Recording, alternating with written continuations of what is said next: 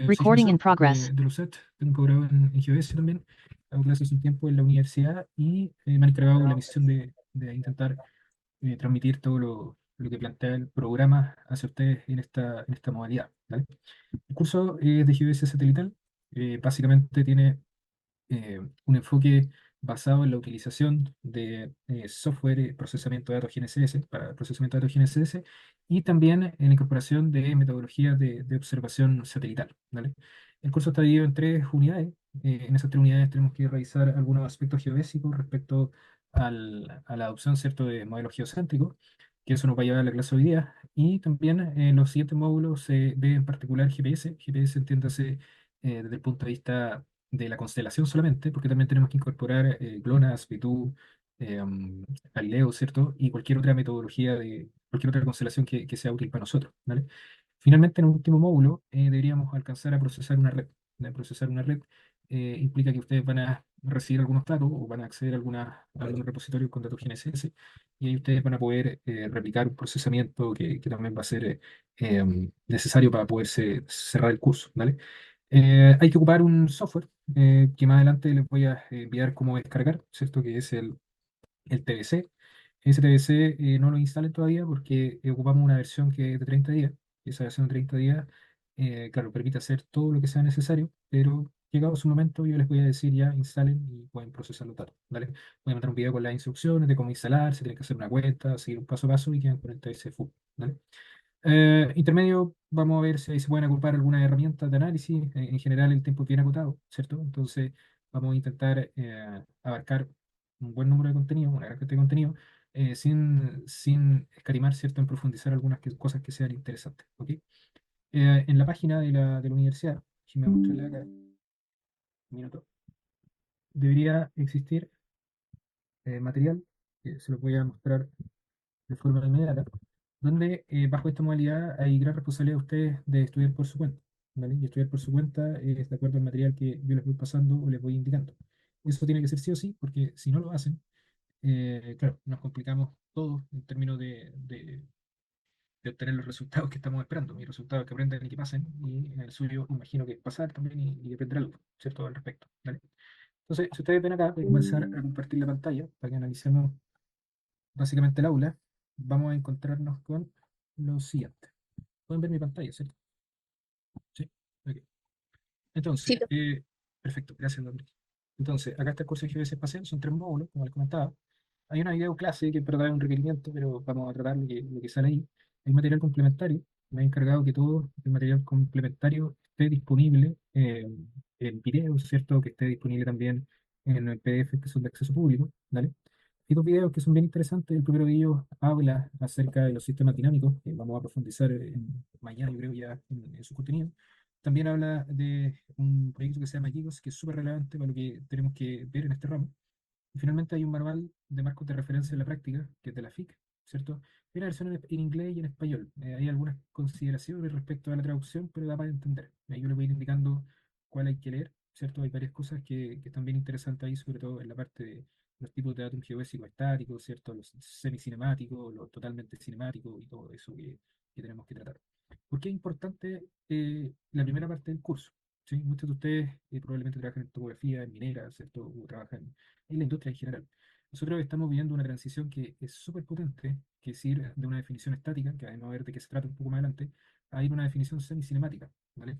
Eso implica que nosotros ya tenemos la idea de que las coordenadas en el tiempo no son fijas, ¿cierto? Hay una deformación en alguna parte de la Tierra que genera que una coordenada tenga variación en su valor.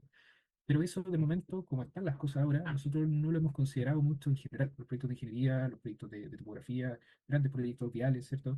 Trabajan bajo un enfoque estático, ¿vale? Que vamos a ver de qué se trata el enfoque estático. Sin embargo, ya en un tiempo más vamos a comenzar a trabajar sobre un enfoque cinemático y yo vislumbro, ¿cierto? Como muchos colegas también, que ese tema no va a ser tan sencillo de llevar, ¿ok? Entonces es importante ir leyendo este documento que te la ficta súper tragable, ¿cierto? En términos de que no es mucha matemática, sino son cosas bien aplicadas. En particular, el documento que hace referencia a Chris Rizos, GeoDesia y marco de referencia global, es importante leerlo. Ahí yo le voy a ir profundizando, ¿cierto? Qué cosas sí, qué cosas no, los marcos regionales también de Australia, el autor, ¿cierto? Y todo eso va a ir siendo tratado, ¿cierto? En alguna medida, pero hay que estudiar, ¿vale? También acá en, además, ¿cierto? De esta carpeta donde decía material complementario, vuelvo ahí, y una carpeta que dice lecturas, ¿sí?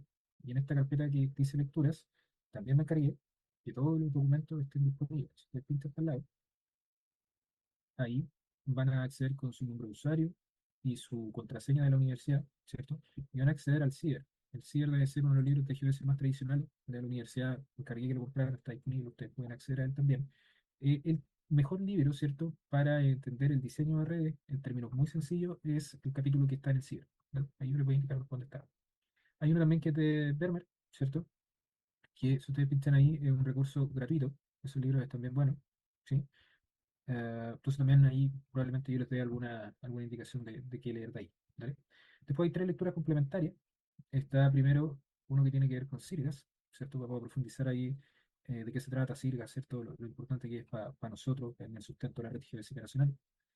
También hay un paper que es bien sencillo de entender, que tiene que ver con la red geodésica nacional, ¿cierto? De los que gente de higiene, con gente de Concepción, de centro sismológico.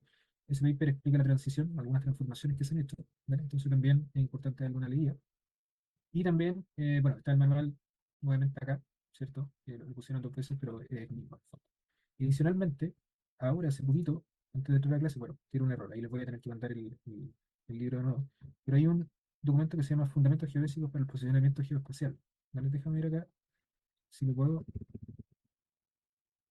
llegar a sacar de forma sencilla. Le van a la página de docencia, eh, acá en librería, voy a intentar compartirle el enlace, si lo encuentro rápido. Acá, Fundamentos Geodésicos para Posicionamiento Geoespacial. Se lo acabo de copiar en el chat. Voy a intentar arreglarlo en el aula. No sé por qué no lo está bien si hay en el navegador lo que está en P. ¿Vale? Ese libro salió hace poco, de hecho, el año 2023, de un colega ahí de la Universidad de Concepción. Y es un libro que está súper bueno en términos de cómo es explicado los conceptos claves para entender geodesia moderna, básicamente. ¿Vale? También hay algunos capítulos que hay que leer.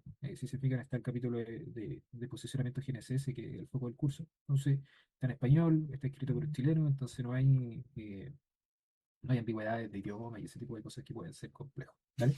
Ese libro, ese material también está ahí disponible. ¿Ya? Y también hay algunos recursos que, claro, no alcanzaron a pegar, no se alcanzaron a pegar acá, pero lo vamos a ir a. Ahí está el de Geodesia, lo vamos a ir viendo acá. Si ustedes colocan Geodesia Chile, ¿cierto? En ese libro, en ese, si ustedes buscan eso, hay uno que se llama Teoría, Aplicación y Aplicación del Sistema de Referencia Geocéntrica, ¿cierto? Que está ahí, lo pueden descargar, también les voy a copiar el enlace en el chat para que ustedes lo tengan. Y eso también habla de forma bien directa, ¿cierto?, de Sirga y del problema que tenemos en general con GPS, los sistemas clásicos y todo. ¿Vale? Eso está alojado en el primer módulo, con eso es más que suficiente, ¿cierto? Hay algunos documentos también que tienen que ver, ¿cierto?, con algunas explicaciones de Gigo, ¿cierto? Que es lo que vamos a ver más adelante. Enlace a los videos, todo lo. Así que yo creo que, al menos para tener módulo, hay suficiente cosa donde leer. ¿Vale? Y la primera prueba que está disponible, ¿cierto? Es una prueba de desarrollo. Sigan bien las instrucciones, por favor. Y esa prueba son cerca de 8 preguntas, van a tener un tiempo ahí prudente para hacerla. Son todas cosas que vamos a ver entre hoy día y mañana, y van a tener como 3 o 4 días más para analizar todo, ¿cierto? Y responder, ¿vale? Cualquier duda que tengan, ustedes la pueden canalizar a través del correo. O sea, yo respondo en medida de lo posible, lo más rápido que pueda. Y una cosa, yo con la plataforma tengo re poca interacción en términos de configurar, de las grabaciones y ese tipo de cosas. Entonces, lo docente conmigo y lo que tiene que ver con propiamente tal el funcionamiento, no tengo mucho que hacer. Puedo ayudar, ¿cierto?, a redirigir correo, a hacer los contactos, pero no puedo modificar muchas cosas. De hecho, lo que intenté modificar, que fue el libro acá, ¿cierto? Ya cacharon que el enlace quedó mal. Entonces, probablemente necesito un permiso adicional para hacer eso. ¿Vale? ¿Estamos claros hasta ahí? ¿Hay alguna duda? ¿O no? No, profe, todo bien. ¿Sí? Perfecto. Cualquier cosa ahí levantan la mano o escriben, ¿vale? En el chat y intento responder. ¿Vale? Entonces, metamos las manos ya dentro del contenido. Yo tenía planificado hoy día, antes del primer break, que vamos a hacer, tomar, ¿cierto?, una pequeña referencia de las cosas que hemos visto, ¿cierto?, en geodesia y de la experiencia que ustedes tienen para aterrizarla en términos de lo que nosotros conocemos hoy día como técnica de posicionamiento satelital, ¿cierto? Entonces, acá hay un workshop que hicimos hace un tiempo con el colega ahí de Geocom, les comparto después el documento también si alguien lo quiere. Está en internet en todo caso, así tampoco es nada, nada oculto, ¿sí? Ese PPT establece, o esa presentación, ese workshop en general, nosotros lo hicimos porque en mi pega, normalmente a nosotros nos llegan o nos consultan cosas como las que están ahí, ¿cierto? Ese print que yo tomé es básicamente una base técnica de un proyecto de ingeniería, ¿cierto? Probablemente esto lo conversamos en GPS o se lo mostré brevemente, pero hay que profundizarlo en relación a la parte de GPS, ¿cierto? Se habla de sistema de referencia geodésico, se habla de sistema de referencia geodésico y marco cartográfico, se habla de ITRF, se habla de elipsoide, de época, ¿cierto? Se habla de datum, se habla de precisiones, de un montón de tipo de cosas, de modelo geoidal y todo lo demás, ¿cierto? Yo sin leer toda la base, les puedo decir que en ese documento hay varias cosas, o en ese print hay varias cosas que son medias confusas, ¿cierto? Porque cuando tú hablas de sistema de referencia geodésico, hace sentido, ¿cierto? Pero cuando tú hablas de sistema de referencia geodésico, marco cartográfico, ahí comenzamos a confundir y a mezclar algunas cosas, ¿cierto? Porque se debe indicar la metodología para el adecuado posicionamiento y control geodésico de los puntos requeridos, estableciendo que ahí el marco cartográfico queda como un poco fuera de la jugada, ¿cierto? Después se habla de ITRF 2000, se habla del elipsoide GR80, que está bien, ¿cierto? Se habla de la época, que ya metemos algo que es bien interesante ahí, porque comenzamos a hablar de época, que lo tenemos que tratar un poquito más adelante. Pero después también hablamos de proyección cartográfica y de SIRNAS 2000, ¿cierto? Entonces, si tú leí el primer punto, dice una base de referencia a través de un sistema de transporte coordenado ligado a la red SIRGAS Chile, cuyo marco de referencia es ITRF 2000, elipsoide GR80, época, bla, bla, bla. Estación de referencia activa más cercana, dependiente del Ministerio de Bienes Nacional o del Instituto Geográfico Militar, ¿sí? Ahí también, abajo dice Sistema de Previsión Cartográfica UTM 18 Sub Datum Circa 2000. Entonces, y ahí hay una confusión un poquito, ¿cierto? En términos de cómo está planteado. Eso se lo van a encontrar, ustedes saben, ¿cierto? Pero vale la pena simplificar, ¿sí? Entonces, vamos a entrar aquí a conversar un poco de datum y sistemas de referencia para entender en qué nos estamos metiendo, ¿cierto? Como ustedes bien saben, en los inicios, ¿cierto? No en los inicios, sino más bien en la masificación, vamos a hablar, ¿cierto? O en la implementación de los sistemas geodésicos, nosotros abordamos inicialmente el concepto de datum. El concepto de datum lo asociamos a dos sistemas geodésicos que nosotros tenemos en Chile. El primero de ellos es el sistema SAT 56, el datum provisorio del 56, y también el SAT 69, ¿cierto? Esos dos sistemas geodésicos, ¿cierto? Están amparados en un enfoque que es de carácter topocéntrico. Quiere decir que sea topocéntrico, que básicamente tú tienes que el origen del sistema es tu posición o una posición específica sobre la superficie física de la Tierra, ¿sí? Entonces, esos sistemas ambos están basados en astronomía, ¿cierto? Ellos colocan, ¿cierto? Un instrumento, un teodolito astronómico en el fondo puede ser definido, donde realizan observaciones astronómicas y hay una suerte de asociación entre básicamente la posición de los astros y la posición que tú tienes y una serie de conversiones para finalmente orientar matemáticamente un elipsoide a la Tierra, ¿cierto? Entonces, hay un punto de tangencia que existe en los sistemas topocéntricos donde la superficie física de la Tierra, en el fondo, tú haces coincidir el elipsoide, ¿sí? Ese es el punto de contacto y ese punto de contacto define el origen del sistema, ¿vale?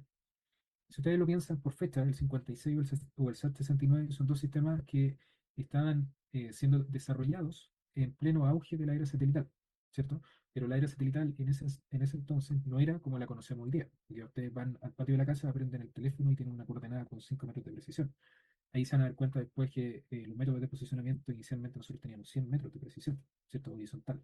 Entonces, la densificación de esos sistemas en general fue realizada por técnicas de trilateración, técnicas, ¿cierto?, de triangulación, sobre todo el continente. Si están desarrolladas la densificación entiéndase como ir transportando la coordenada, ¿cierto? Si la coordenada es transportada con técnicas de trilateración y triangulación a lo largo del continente, hasta llegar, en el caso de Chile, hasta Frutillar, más o menos, algunos de los otros sistemas, hay un problema que se genera en la técnica propiamente tal y en la precisión que tú puedes obtener con la trilateración y con la triangulación, además también de que el elipsoide va perdiendo representatividad. Si el elipsoide tiene un punto de tangencia en Venezuela, ¿cierto? En la canoa, en el caso del 56, lo que está cercano a la canoa, ¿cierto? Es bien representado por el elipsoide. Pero mientras tú te vas alejando, el elipsoide pierde representatividad. Entonces, ahí, para el caso de nosotros, en alguna instancia no es tan representativo. De hecho, una de las razones que se implementara el SAT 69 es justamente que el punto datum, que es el que está en Venezuela, está no como al medio, vamos a hablar así, del continente, y SAT 69 sí, en teoría, logra mayor representatividad, ¿vale? Una de las consideraciones muy importantes de esos sistemas es que son sistemas bidimensionales. ¿Qué quiere decir que sea bidimensional? Cuando tú haces la tangencia entre la superficie física de la Tierra y la superficie imaginaria, este elipsoide, tú defines una posición de latitud y longitud. ¿cierto? Que es geodésica, está asociada en el caso del 56 al elipsoide internacional de 1924, ¿cierto? Y hasta ahí todo bien, pero latitud y longitud, ¿cierto? Corresponden a básicamente componentes bidimensionales. Y ahí viene una de las preguntas más claves, ¿cierto? Que es cómo la parte altimétrica es concebida en nuestro sistema, ¿cierto? Uno puede entender eso que es de carácter local. O sea, tú podés tener una línea, podés tener una red de nivelación. Y esa red de nivelación se hace coincidente con el origen de las coordenadas bidimensionales. Y ahí tú tienes una coordenada que es tridimensional. Pero ¿cuál es el problema de esa coordenada tridimensional? Que no es exactamente tridimensional porque no es determinada de forma simultánea. La latitud y la longitud es por el método que habíamos conversado recién, y esa componente vertical puede ser proveniente de una nivelación, puede ser proveniente de un sistema vertical local, ¿cierto? Donde tú dices ya, acá está mi cero y comienzo a nivelar, ¿cierto? Y ahí hay una de las cuestiones que es súper importante entender, porque cuando tú piensas en los sistemas topocéntricos, tú necesariamente tienes que ver que una parte bidimensional, que es intrínsecamente el sistema topocéntrico, y otra parte es la parte vertical, ¿sí? Entonces, ¿hay alturas elipsoidales en los sistemas clásicos, en el 56 y en el 69? No, no hay, ¿cierto? No hay una determinación en simultáneo de latitud, longitud y altura elipsoidal. Hay algunos acomodos que después podemos conversarlo en términos de buscar una altura elipsoidal para el 56, para que tú puedas transformar y todo lo demás. Pero en estricto rigor, es bidimensional, la parte altimétrica se ve por otro lado. Lo mismo pasa con el SAT 69, ¿vale? Entonces, cuando yo hago ese punto de tangencia, acá está definido origen, escala y orientación. Lo que yo hago es básicamente identificar en qué posición del elipsoide estoy, y si identifico en qué posición del elipsoide estoy, básicamente oriento el elipsoide respecto a la Tierra. ¿Sí? Hay un punto fundamental, que es donde se realiza este punto de tangencia, en la canoa o en Chua, en el caso del 69, viene de observaciones astronómicas y tiene una densificación terrestre, y son sistemas que también acá, el último punto, es clave, son sistemas estáticos. ¿Sí? Más adelante, una de las pegas que yo creo que podamos hacer es una transformación, ¿cierto? Una transformación entre 56 y una transformación entre Sirgas, por ejemplo. Entonces, voy a ir dando ejemplos mientras vamos avanzando para que podamos ir entendiendo para dónde vamos, ¿cierto? Si nosotros hoy día eh, analizamos, por ejemplo, el documento de la FIC que le comentaba delante, que habla de los datos cinemáticos, de los datos dinámicos, de los datos estáticos, claramente, una coordenada que fue medida hace 10 años atrás, en un punto en Santiago, si hoy día nosotros la medimos nuevamente, evidentemente va a haber una diferencia. Pueden ser centímetros, incluso metros, si está en una zona de formación sísmica, lo que sea. Pero no va a ser la misma, ese es el punto, ¿cierto? Entonces, ¿qué pasa en minería, por ejemplo? ¿O qué pasa en proyectos viales locales o en catastro, incluso en algunas municipalidades? Tú tienes un set de coordenadas de SAT 69, un set de coordenadas de SAT 56, y tú quieres trabajar en Sirgas, pero anclado a ese sistema. O sea, estás pidiendo una transformación. ¿Sí? El concepto de transformación quiere decir que una coordenada en Sirgas, que está bien delimitada, bien precisa, ¿cierto? Tiene que ser representada en SAT 56 o en SAT 69. Pero ahí juegan en contra dos cosas. Vamos analizando. Sirgas, vamos a ver más adelante, está basado en un enfoque geocéntrico. Y cuando el enfoque geocéntrico, el centro del elipsoide es coincidente con el centro de masa de la Tierra. Por lo tanto, ya no es topocéntrico como lo es 56 o como lo es 69. Ahí ya estamos mezclando peras con manzanas, ¿cierto? Y esa es una de las respuestas por qué las transformaciones no son tan buenas también, ¿cierto? Y también hay que considerar que 56 y el SAT 69 son sistemas estáticos. ¿Qué quiere decir que sean sistemas estáticos? Que probablemente esa coordenada 56 de la mina, esa coordenada 69 de la municipalidad, es una coordenada que está toda la vida allí. Y todo el efecto geodinámico, entiéndase como proceso al interior de la Tierra que genera movimiento en la corteza, no han sido considerados. Por lo tanto, tú vas de algo que está actualizado, una coordenada circa, por ejemplo, y lo está transformando en un sistema estático. Y ese sistema estático, 56 o 69, claramente va a tener una repercusión en cómo te va a quedar la transformación. ¿Vale? Ojo con eso. ¿Ya? O sea, ¿por qué me pongo el parche en telería? Porque yo les voy a presentar ejercicios después con coordenadas reales, ¿cierto? De Antofagasta, por ejemplo. Y ustedes van a hacer la transformación y van a ver que los parámetros que calculan son como el ajo. O sea, no, la precisión es decimétrica o incluso métrica, ¿cierto? De hecho, el mismo IGM, su calculadora dice que sus parámetros son métricos, ¿cierto? Entonces, ahí también hay otra razón, ¿vale? Hay otras cosas más en profundidad, ¿cierto? Que podemos ir analizando, ¿vale? Ahí hay información referente a la densificación de los sistemas clásicos. Ese monólogo que ven ahí, ¿cierto? O esta estructura en estricto rigor, es donde se instaló el instrumento que realizó la observación astronómica, acá en Chua, ¿cierto? Y de ahí se comenzó a densificar por triangulación y trilateración, ¿cierto? También hay una metodología ahí que, claro, no alcanzamos a analizar y siendo bien honesto tampoco contribuye mucho hoy día, pero la estación astrogeodésica para ir reajustando, ¿cierto? Esta densificación también era deseable de aplicar. Entonces, para desmitificar algunas cosas que existe Chua, sí, ahí está la chapa. esta parte de acá, ¿cierto? Es esa chapa, donde ahí está el puntito donde se tenía que hacer la instalación del instrumento, ¿sí? Ah, ahí hay algunas cosas interesantes, yo les decía que los sistemas están densificados hasta Frutillar, más o menos, ¿cierto? Un poquito más allá de Frutillar. Acá hay una zona que es bien rara de ver porque hay o no hay, pero oficialmente es esto, ¿cierto? Y también nosotros tenemos el hito 18 abajo. El hito 18 es vamos a decir así, es un trabajo chileno, ¿cierto? Con el objetivo de dotar de un sistema de referencia al sur de Chile, dotar.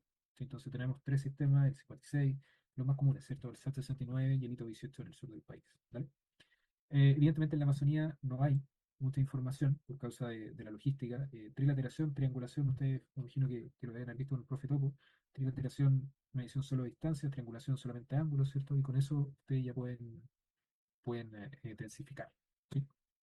Ahí, cuando ya nosotros saltamos a la era moderna, encontramos básicamente un cambio en el enfoque. ¿Sí? Antes nosotros, si bien ocupábamos los astros, ¿cierto? Para orientar básicamente el elipsoide respecto a la Tierra, como lo hacían los sistemas topocéntricos, también nosotros encontramos un enfoque que es un poquito más diferente, que es el moderno, ¿cierto? El moderno, si bien es cierto, en alguna medida puede ocupar los astros como referencia, en el caso de la técnica BLDI, por ejemplo, él se basa en que la Tierra es monitoreada desde el espacio, ¿cierto? Y ese monitoreo es de forma continua y tiene como objetivo, ¿cierto?, ir en función de la definición de geodesia. Si ustedes recuerdan de geodesia 1, cuando uno definía la palabra geodesia, uno hablaba básicamente de mapeo, ¿cierto? Mapeo, tamaño, forma de la Tierra, mapeo, ¿cierto? Y esa definición cambia cuando nosotros entramos en la era moderna, vamos a hablar así, por una definición donde se habla de forma, tamaño, dimensión de la Tierra, se habla de campo de gravedad, ¿cierto? Y variaciones temporales. Entonces, ¿dónde está la diferencia acá? Dijo que hace el 56 va, mide una vez, comienza a densificar, y en el enfoque moderno, claro, tú no mandáis un satélite o tú no mandáis, ¿cierto?, una plataforma espacial para que se dé una vuelta y vuelva. Básicamente tú lo dejáis en órbita hasta que muera, hasta que termine su vida útil, ¿cierto? Ese enfoque es el que persigue básicamente la geodesia moderna. Y eso está amparado en un proyecto que tiene como base el GIGOS, ¿cierto? Y el GIGOS es re importante porque da todo o entrega todos los lineamientos que todas las técnicas espaciales deberían seguir para poder cumplir con el enfoque moderno, ¿sí? Y hay una diferencia que es clave de entender. Nosotros hablamos de datos, ¿cierto? De forma bien acotada, como el punto, ¿cierto?, de origen de los sistemas clásicos. Y acá nosotros tenemos que hablar de dos cosas, que primero es el sistema de referencia y tenemos que hablar también de marco de referencia, ¿cierto? El sistema de referencia en sí es una definición de estándares, parámetros, modelos que sirven como base para la representación de la geometría de la superficie terrestre y su variación en el tiempo. Esa definición es netamente teórica, ¿cierto? Da un precedente para cómo nosotros deberíamos pensar en un sistema de referencia, ¿cierto? Hay estándares, ¿cierto? Hay parámetros, modelos, eh, cómo va a ser, qué superficie matemática. Eso es una definición desde lo teórico, ¿cierto? De la teoría. Posteriormente, cuando nosotros ya entendemos cómo debería ser el sistema, qué métodos voy a ocupar, qué tecnología voy a ocupar, qué sistemas, qué técnicas, entra la definición de marco. Y la definición de marco de referencia, en el fondo, es decir, mira, yo ya entendí cómo tú quieres el sistema, y yo ahora lo voy a tornar a la realidad. Entonces, el marco, en el fondo, es la materialización de esta idea. Entonces, realización, materialización de un sistema de referencia. Ahí hay una definición que habla de entidades físicas y matemáticas, ¿cierto? Todo lo demás. Pero la definición de marco, en una explicación muy sencilla, hace referencia a que tú tienes, ¿cierto?, un set de coordenadas distribuidas en la Tierra que están determinadas bajo todos los parámetros que establece el sistema, ¿cierto? Entonces, cuando se habla de marco de referencia, y tú dices ya, hay un marco de referencia con tales coordenadas, esas coordenadas, claro, forman parte del marco, pero a la vez están determinadas bajo los criterios del sistema, ¿no? Entonces, esa es como la relación. Ahora, ¿qué es lo interesante de acá? Lo interesante es que, como les comentaba anteriormente, el GPS orbita la Tierra, un satélite, las técnicas que están ahí también están viendo constantemente, el PLDI, ¿cierto? SLR, también DOI, ¿cierto? Cualquier técnica espacial tiene una serie de tiempos, ¿cierto? O sea, mide, mide, mide, mide. Por lo tanto, yo ahí entro en un concepto de tener algo que constantemente va cambiando, ¿sí? Y ese algo que constantemente va cambiando me dice, mire, usted mide, mide, mide, mide, mide, y en un momento para y usted calcula la coordenada, ¿cierto? Entonces, piénsenlo como una reiteración topográfica, ¿cierto? Con una estación total. Tú podrías estar toda la mañana haciendo reiteraciones, pero en algún momento tenés que parar, ¿sí? Para que tú puedas calcular la coordenada. por reiteración de una poligonal, ¿cierto? Entonces acá pasa lo mismo, tú medí, llega un momento donde paráis y tú decís, ya, estas son las coordenadas. Pero ahí no termina el asunto, porque el sistema sigue midiendo. Entonces, como el sistema sigue midiendo, tú vas determinando si esa coordenada que tú en un momento fijaste va cambiando. Entonces, puede llegar un momento que esa coordenada que tú ya definiste, cortaste la medición y calculaste la coordenada, no tenga un comportamiento regular en el tiempo hacia adelante, ¿cierto? Entonces, ponte tú paraste acá, tú seguiste midiendo, y acá tú determinaste que esa coordenada ya presenta mucha variación. Entonces ahí hace otro corte y calcula de nuevo las coordenadas. ¿Sí? Entonces, ¿por qué va esa explicación? O ese intento de explicación, en fin, ¿no? Es porque hay mucha confusión entre, tú veis de repente, circa 2000, circa 2021, circa 2016, tú veis circa 2013, ITRF 08, ITRF 14, ITRF 2020. Entonces, todos esos cambios que yo les estoy diciendo que puede existir en una coordenada van definiendo, valga la redundancia, definiciones, ¿cierto? Que ahí vamos a ver más adelante cómo tratarlo, ¿vale? Y si tú tenés, por ejemplo, acá un corte de coordenada, o sea, vais midiendo en el tiempo, cortáis, calculáis coordenadas y después vais para acá, y acá de nuevo cortáis, en el fondo, la deformación que puede tener una coordenada o el cambio que puede tener una coordenada en el tiempo obedece a criterios de velocidad. Claro, porque si mi posición es acá y 5 años la posición es acá, hubo un desplazamiento. Y ese desplazamiento tiene que ver con una velocidad en el tiempo, ¿cierto? O sea, la coordenada parte del centro de la plaza de armas y se desplazó 10 centímetros en 5 años hacia la cordillera, por ejemplo. Entonces, si se desplaza, en el fondo tiene una velocidad de cambio en un determinado tiempo y ahí tú tenés la distancia que se desplaza, ¿no? Entonces, el marco de referencia es un marco que tiene características cinemáticas. Y esas características cinemáticas tienen que ver con lo que tenemos acá, ¿cierto? Tú tienes unas coordenadas cartesianas tridimensionales, ¿cierto? Dadas en una época fija, que es cuando digo que se hace el corte, y también tiene velocidades, que teóricamente inicialmente se pensaban que eran constantes, ¿cierto? Entonces, si el corte, la coordenada cambia, y tú dices, ah, ya, cambió en tanto, a tal velocidad, entonces esta es la posición, ¿sí? Ese concepto es cinemático. Cuando tú haces el corte, decís, ya, tengo una solución semicinemática porque estoy fijando un punto de corte. Cuando es cinemática, la coordenada cambia todo el día. ¿Sí? Y ahí entra una cosa que es súper interesante, porque fíjense qué pasa. Lo voy a ejemplificar con algo que ustedes probablemente hacen todos los días, algunos, ¿cierto? O probablemente, idealmente en el futuro tengamos que pegar eso, ¿cierto? Tú ahí, por ejemplo, te piden una pega. La pega, la base técnica dice, usted tiene que hacer una red GPS y esa red GPS tiene que comprar un certificado del IGM. Guay, perfecto, así la medición, y le decía a la gente del IGM, véndame la coordenada de tal vértice. El IGM te la vende, y tú ocupáis esa coordenada como punto pivote de tu red. Perfecto, calculaste coordenada Circa Chile 2021, que es el último marco disponible. Entonces, sí, perfecto, está impecable, funciona mi red, los análisis estadísticos del ajuste por mínimo cuadrado están impecable. Y después el mandante te dice, ¿sabe qué? Quedó bien, pero entrégueme mejor las coordenadas en 56, según la normativa vigente. La normativa vigente dice que tú tienes que ocupar en general, el transformador de la coordenada, el transformador de datos del IGM, ¿cierto? Entonces, ¿qué hace uno? Toma una coordenada que le quedó bonita, bien calculada, ¿cierto? La mete al transformador del IGM y le sale en 56. ¿Ya? Fíjense lo que pasa. Cuando el IGM hizo ese cálculo, transformó entre coordenadas sigma 2000 y 56. O sea, un sistema que antiguo, estático, y un sistema que es sigma 2000, que hace más de 20 años atrás, ¿sí? Más o menos. Entonces, calculó esos parámetros y tú estás tomando una coordenada que está acá, ¿cierto? Entonces, ¿qué uno debería pensar? Decir, mira, tengo una coordenada sigma 2021, que es un corte, y tengo una coordenada sigma 2000, ¿cierto? Si teóricamente yo quiero hacer la transformación, lo que se debería hacer es que esa coordenada sigma 2021 vuelva a sigma 2000 y ahí aplicar los parámetros para transformar, porque los parámetros no están calculados con sigma 2021, están calculados con sigma 2000. Ahora, ¿por qué no se hace eso? En alguna medida, ¿cierto? La transformación tiene 5 metros y la escala de trabajo probablemente no haga mucha diferencia. Entonces, ahí hay una explicación. Entonces, ¿dónde va el punto acá? Entre circa 2021 y circa 2000 hay un desplazamiento, evidentemente, y ese desplazamiento obedece a que tú tienes una velocidad, ¿cierto? Una velocidad en el movimiento en un determinado tiempo. Entonces, lo que te tiene que entregar, en el fondo, el marco de referencia moderno, además de las coordenadas, es la velocidad con que existe ese cambio, ¿cierto? Entonces, si tú tienes las velocidades, tú puedes ir determinando cuánto es la deformación en el tiempo.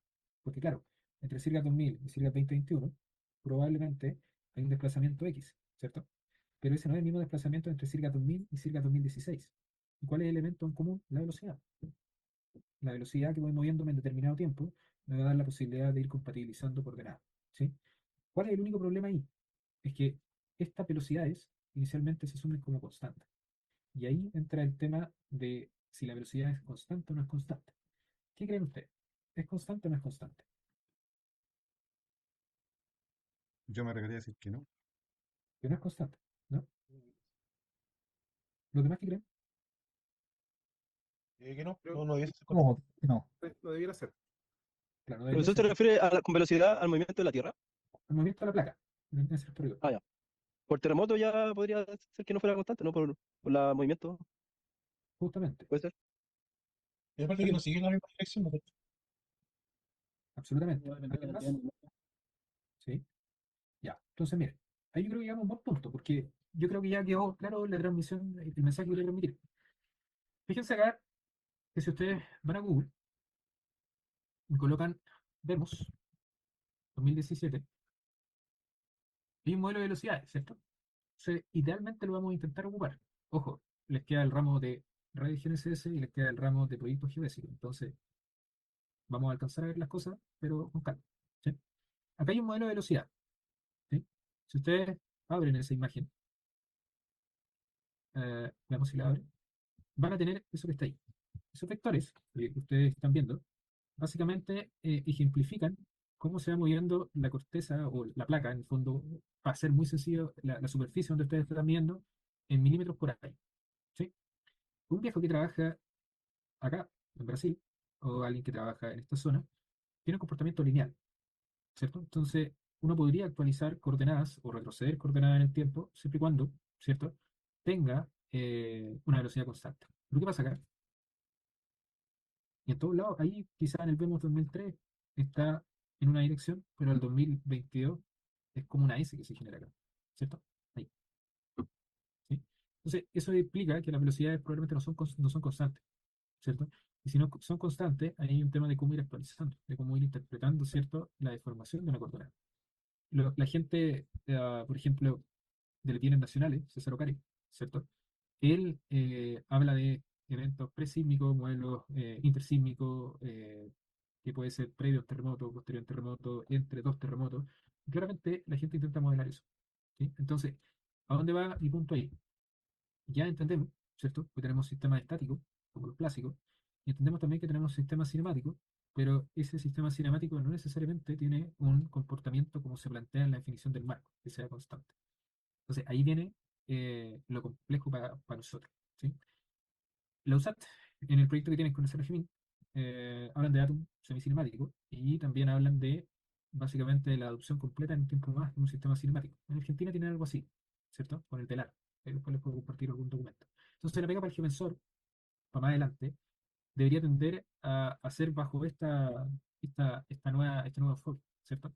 Pero también yo soy honesto, no creo que la ingeniería esté preparada completamente para eso, ¿sí? Entonces, hay que saber, sí, pero tampoco digo que desde 2026 para adelante tengamos esto full implementado y las coordenadas vayan variando y todo lo demás. No, ¿cierto? Es básicamente cómo se piensa y cuál es la realidad, para que lo tengamos más o menos claro, ¿sí?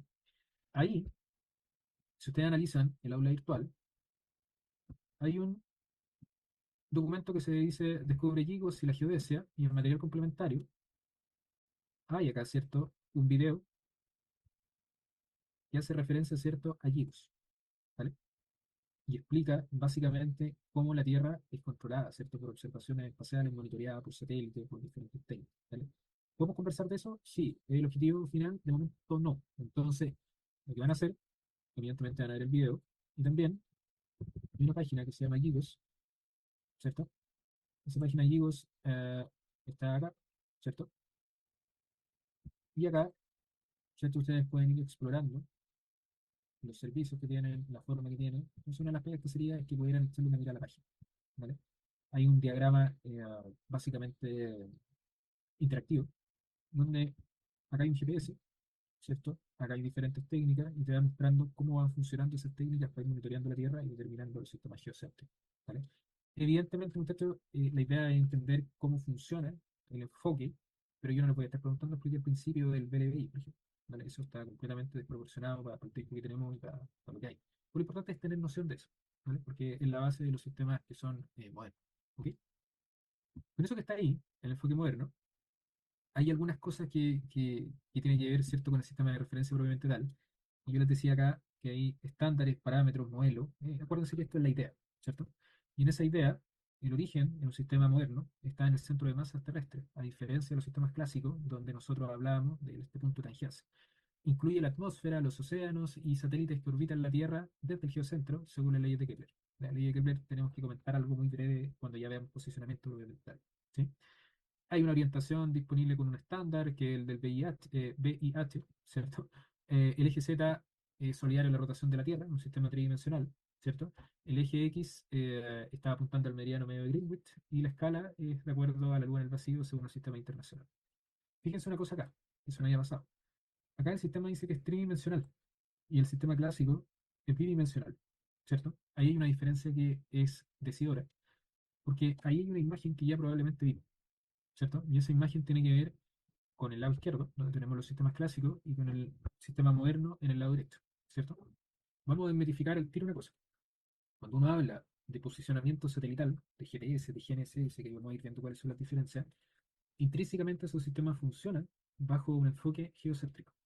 La explicación es súper sencilla. La Tierra no es una figura regular. Eso yo creo que todos lo tenemos claro. No es la pelota que nos pasaban, ¿cierto?, en el colegio para jugar. Es básicamente algo amorfo.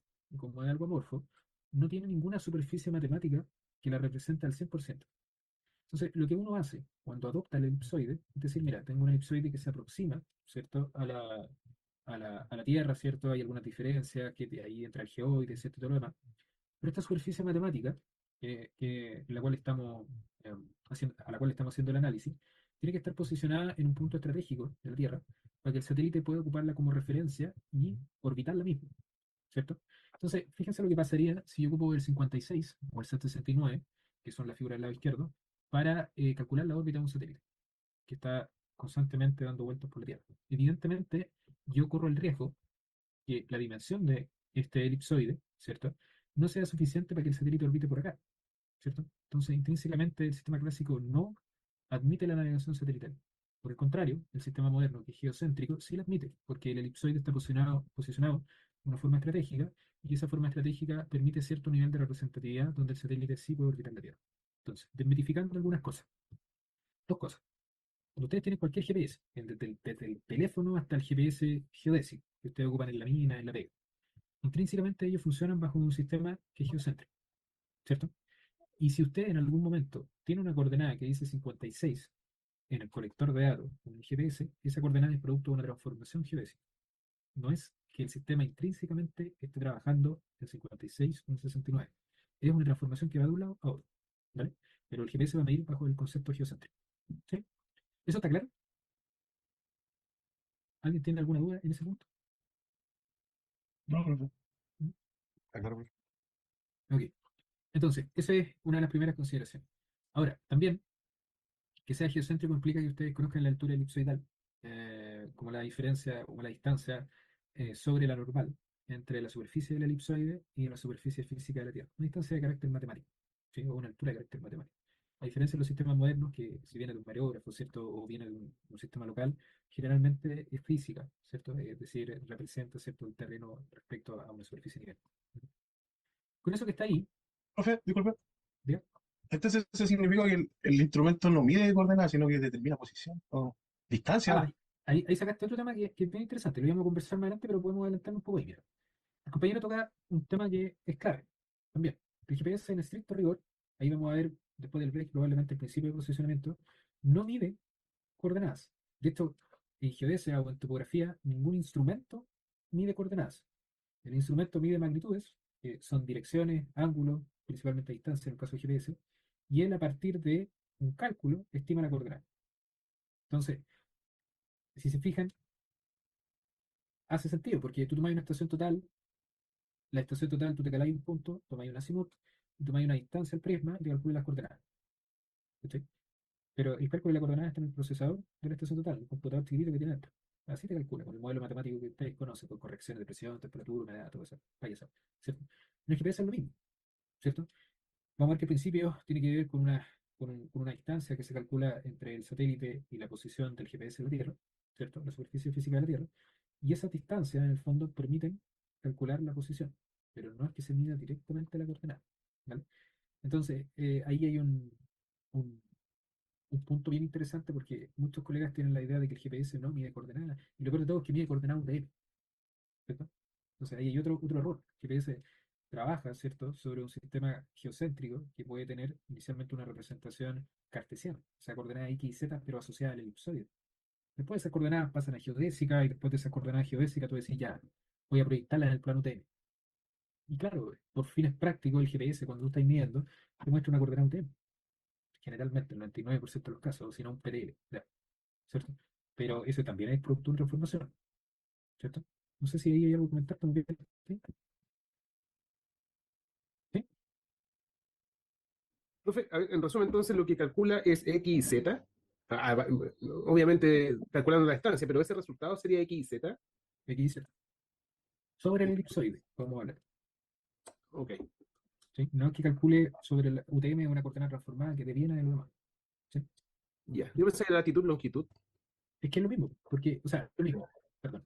X y Z es una coordenada cartesiana que tú puedes representar como latitud, longitud, altura elipsoidal. Entonces, finalmente, el GPS, si tú lo configuráis, puede el dato bruto mostrártelo como X y Z, que sería una coordenada cartesiana SF, centrada en el origen, ¿cierto?, de la Tierra. O puede ser también una coordenada latitud, longitud, altura elipsoidal. Y yo les puedo mostrar cómo se transforman las coordenadas, ¿cierto? Pero de las dos formas funciona. ¿Mm? Ok, ¿Sí? sí, clarito. ¿Sí? Entonces, ahí, ¿dónde nos tenemos que centrar? El sistema está, lo que está ahí. Una de las cosas que hay que revisar más adelante es la tabla que yo les comentaba acá, la transformación de parámetros. Y es justamente lo que hemos estado hablando. La vamos a analizar con detención, vamos a hacer un ejemplo y todo lo demás, ¿cierto? Pero hay transformaciones que van de un sistema a otro, generalmente clásico a moderno, clásico, me refiero a 56 o 69 al sistema moderno, ¿sí? Eso vamos a ocuparlo un poquito más adelante, ¿vale? Ahí. Esta parte de los sistemas modernos, la estación fundamental, la construcción del ITRF, estos ejemplos y las transformaciones, vamos a dar la responsabilidad, ¿cierto?, de que lean primero para que podamos llegar con una idea un poquito más aterrizada, ¿cierto? Entonces, en la página de Kikos, ahí ustedes se van a dar cuenta que se explica punto a punto. Yo acá voy a ir avanzando con el objetivo de optimizar un poco el tiempo. Entonces, una de las primeras pegas va a ser investigar en la página de Kikos. Yo les voy a mandar, ahí está la página en el fondo y el video, y van a entender más o menos cómo funciona la técnica. Pero, insisto, hay que meterle un poco de ustedes de estudio ahí. Lo voy a explicar de igual forma, pero no tan en detalle, ¿cierto? No tan lento para que podamos avanzar. ¿Vale? Entonces, yo les decía que en este enfoque moderno teníamos esa figura que estaba ahí, ¿cierto? Donde hay diferentes técnicas, por ejemplo, está LBI, SLR, LLR, GNSS, DORIS, que son técnicas que básicamente van midiendo diferentes parámetros que nos sirven para determinar la posición de la Tierra en el espacio, la forma, tamaño, ¿cierto? A dónde están apuntando los ejes, cómo es el elipsoide, dónde está el geocentro de la Tierra, ¿cierto? Todo ese tipo de cosas.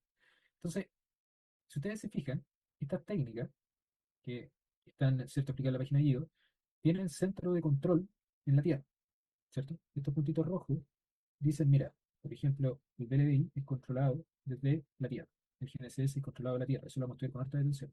Asesoramiento remoto, altimetría, LLR. Entonces, es como si tuvieran un centro de control y ese centro de control monitorea una técnica en particular, ¿vale? Acá, por ejemplo, déjenme ver un poquito.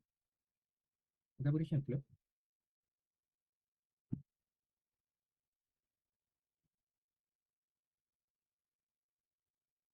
acá, por ejemplo,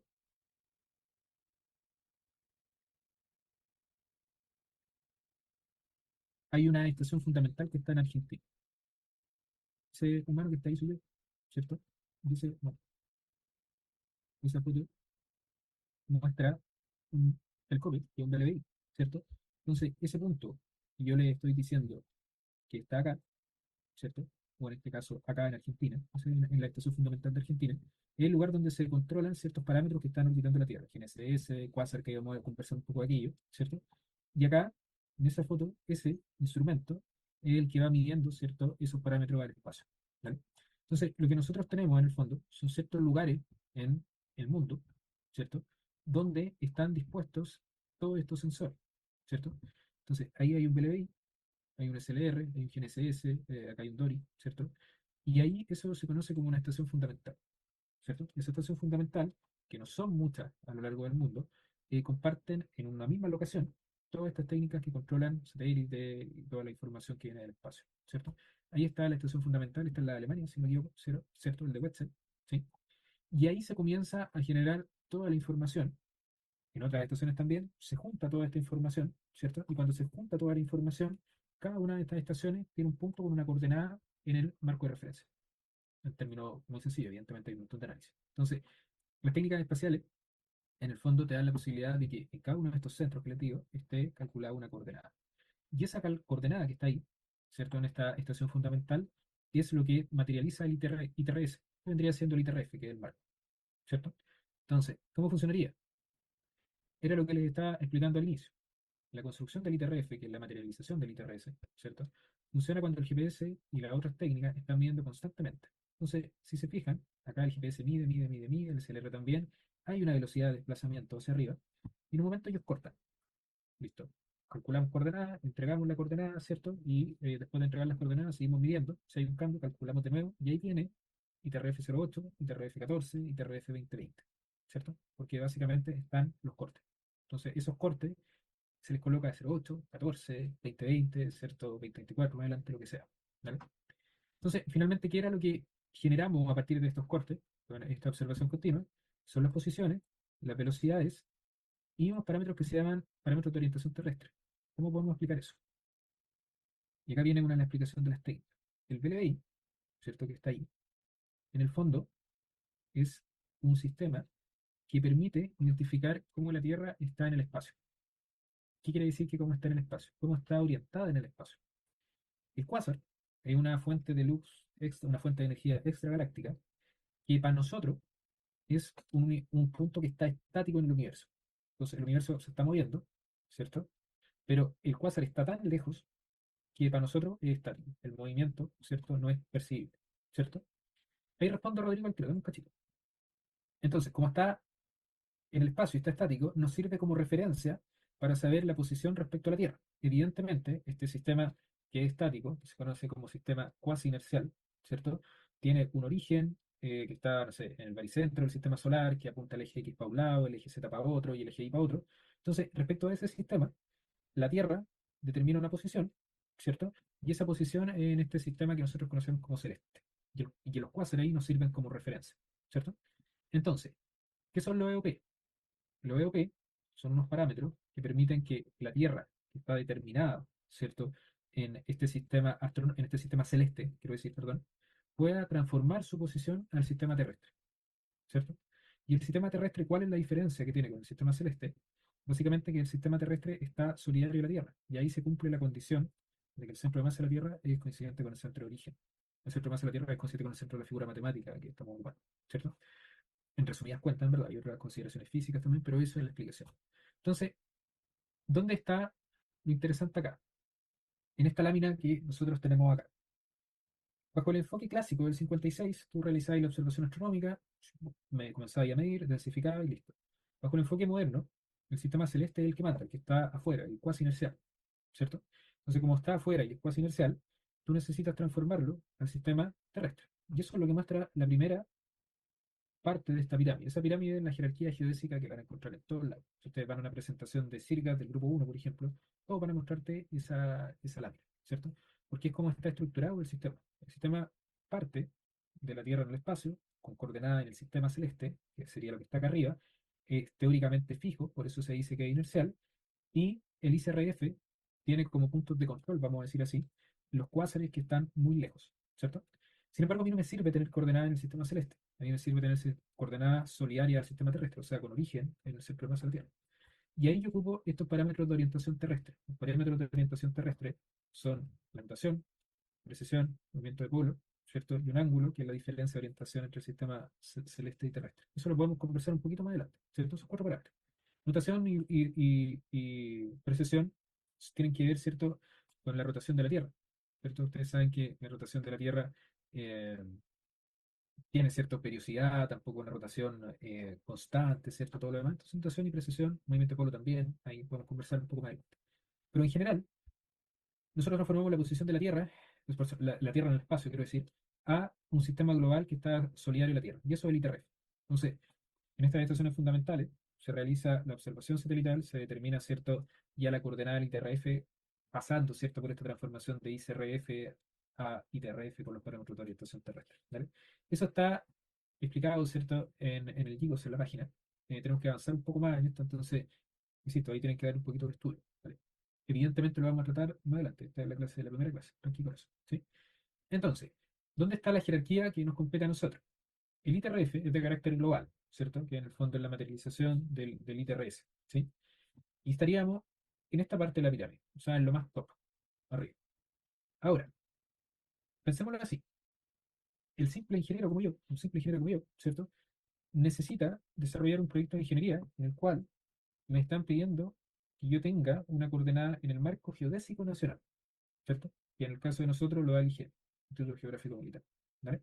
Entonces, yo voy al IGM y digo, véndame la coordenada. El IGM te pasa la factura y te vende la coordenada y tú vas a hacer tu pega con todo lo que tú necesites. Y sin embargo, si ustedes van acá, déjenme ver, a la página del IGM, Cirgas Chile, se llama ahora, ustedes pueden comprar el certificado, pero acá en el banner, déjenme ver si está todavía. Un día no está, pero tengo que ir cambiando esta cuestión, pero no me acuerdo.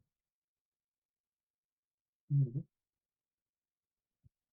Acá, red horizontal, mapa de la red, quizás. Ellos te dicen, hay cualquiera de las estaciones que está acá, yo le puedo vender una coordenada. Entonces, sí, ya, perfecto, la compráis, ¿cierto? Ningún problema. Y ellos te pasan algo como esto.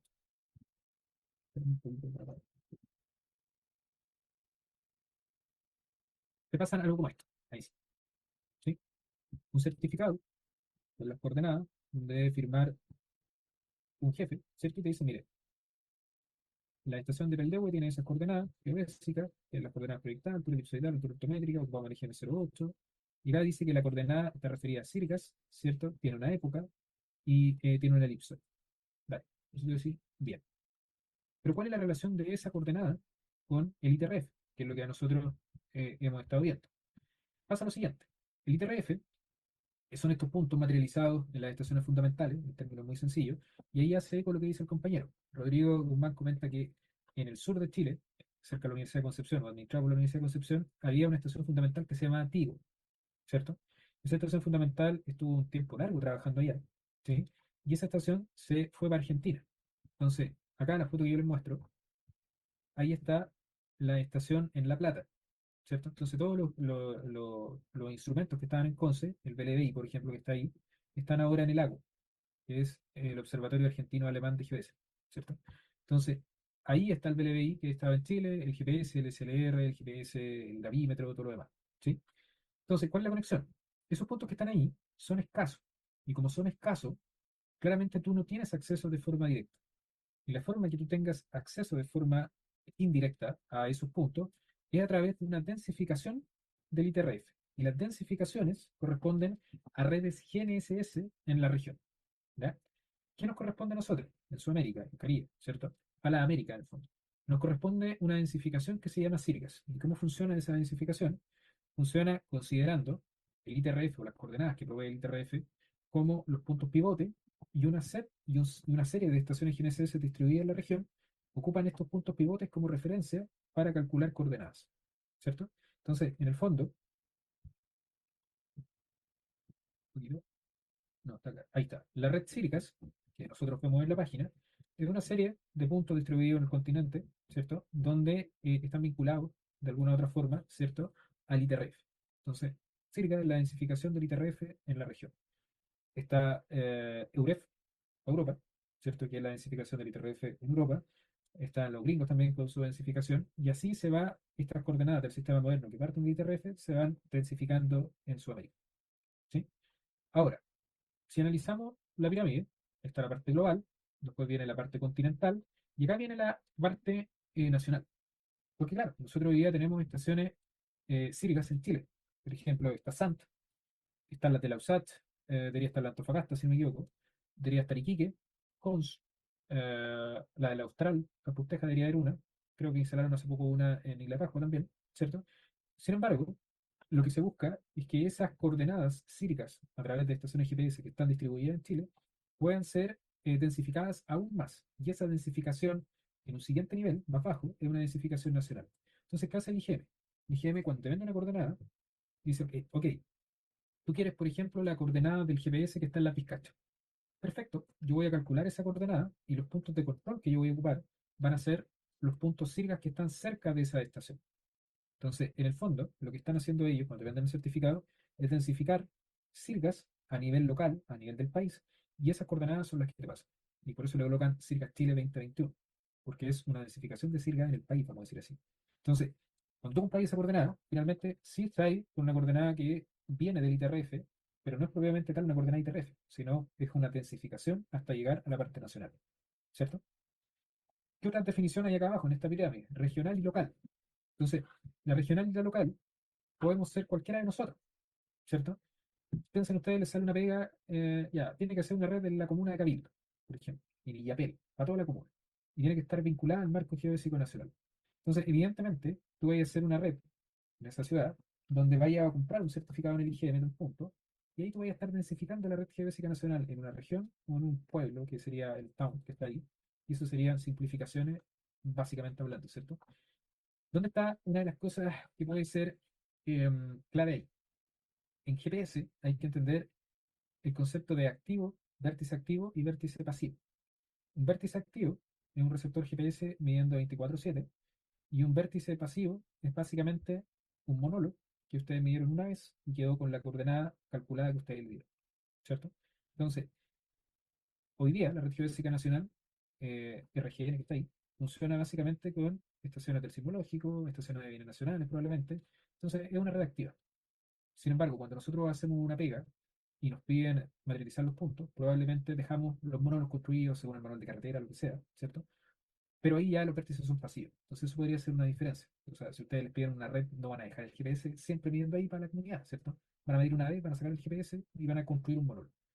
Una de las cosas, evidentemente, que una desventaja para ese enfoque es que si hay terremoto y sismo, ustedes no van a cachar cuánto se movió la coordenada. En cambio, la red geodésica nacional puede ir siendo controlada porque son estaciones que están funcionando 24/7. ¿Cierto? Entonces ahí tenemos una diferencia respecto a lo anterior. Entonces, ¿tenemos vinculación al marco geodésico nacional? Sí, a través de los certificados del IGM que están vinculados a CIRGAS y CIRGAS están vinculados al ITRF.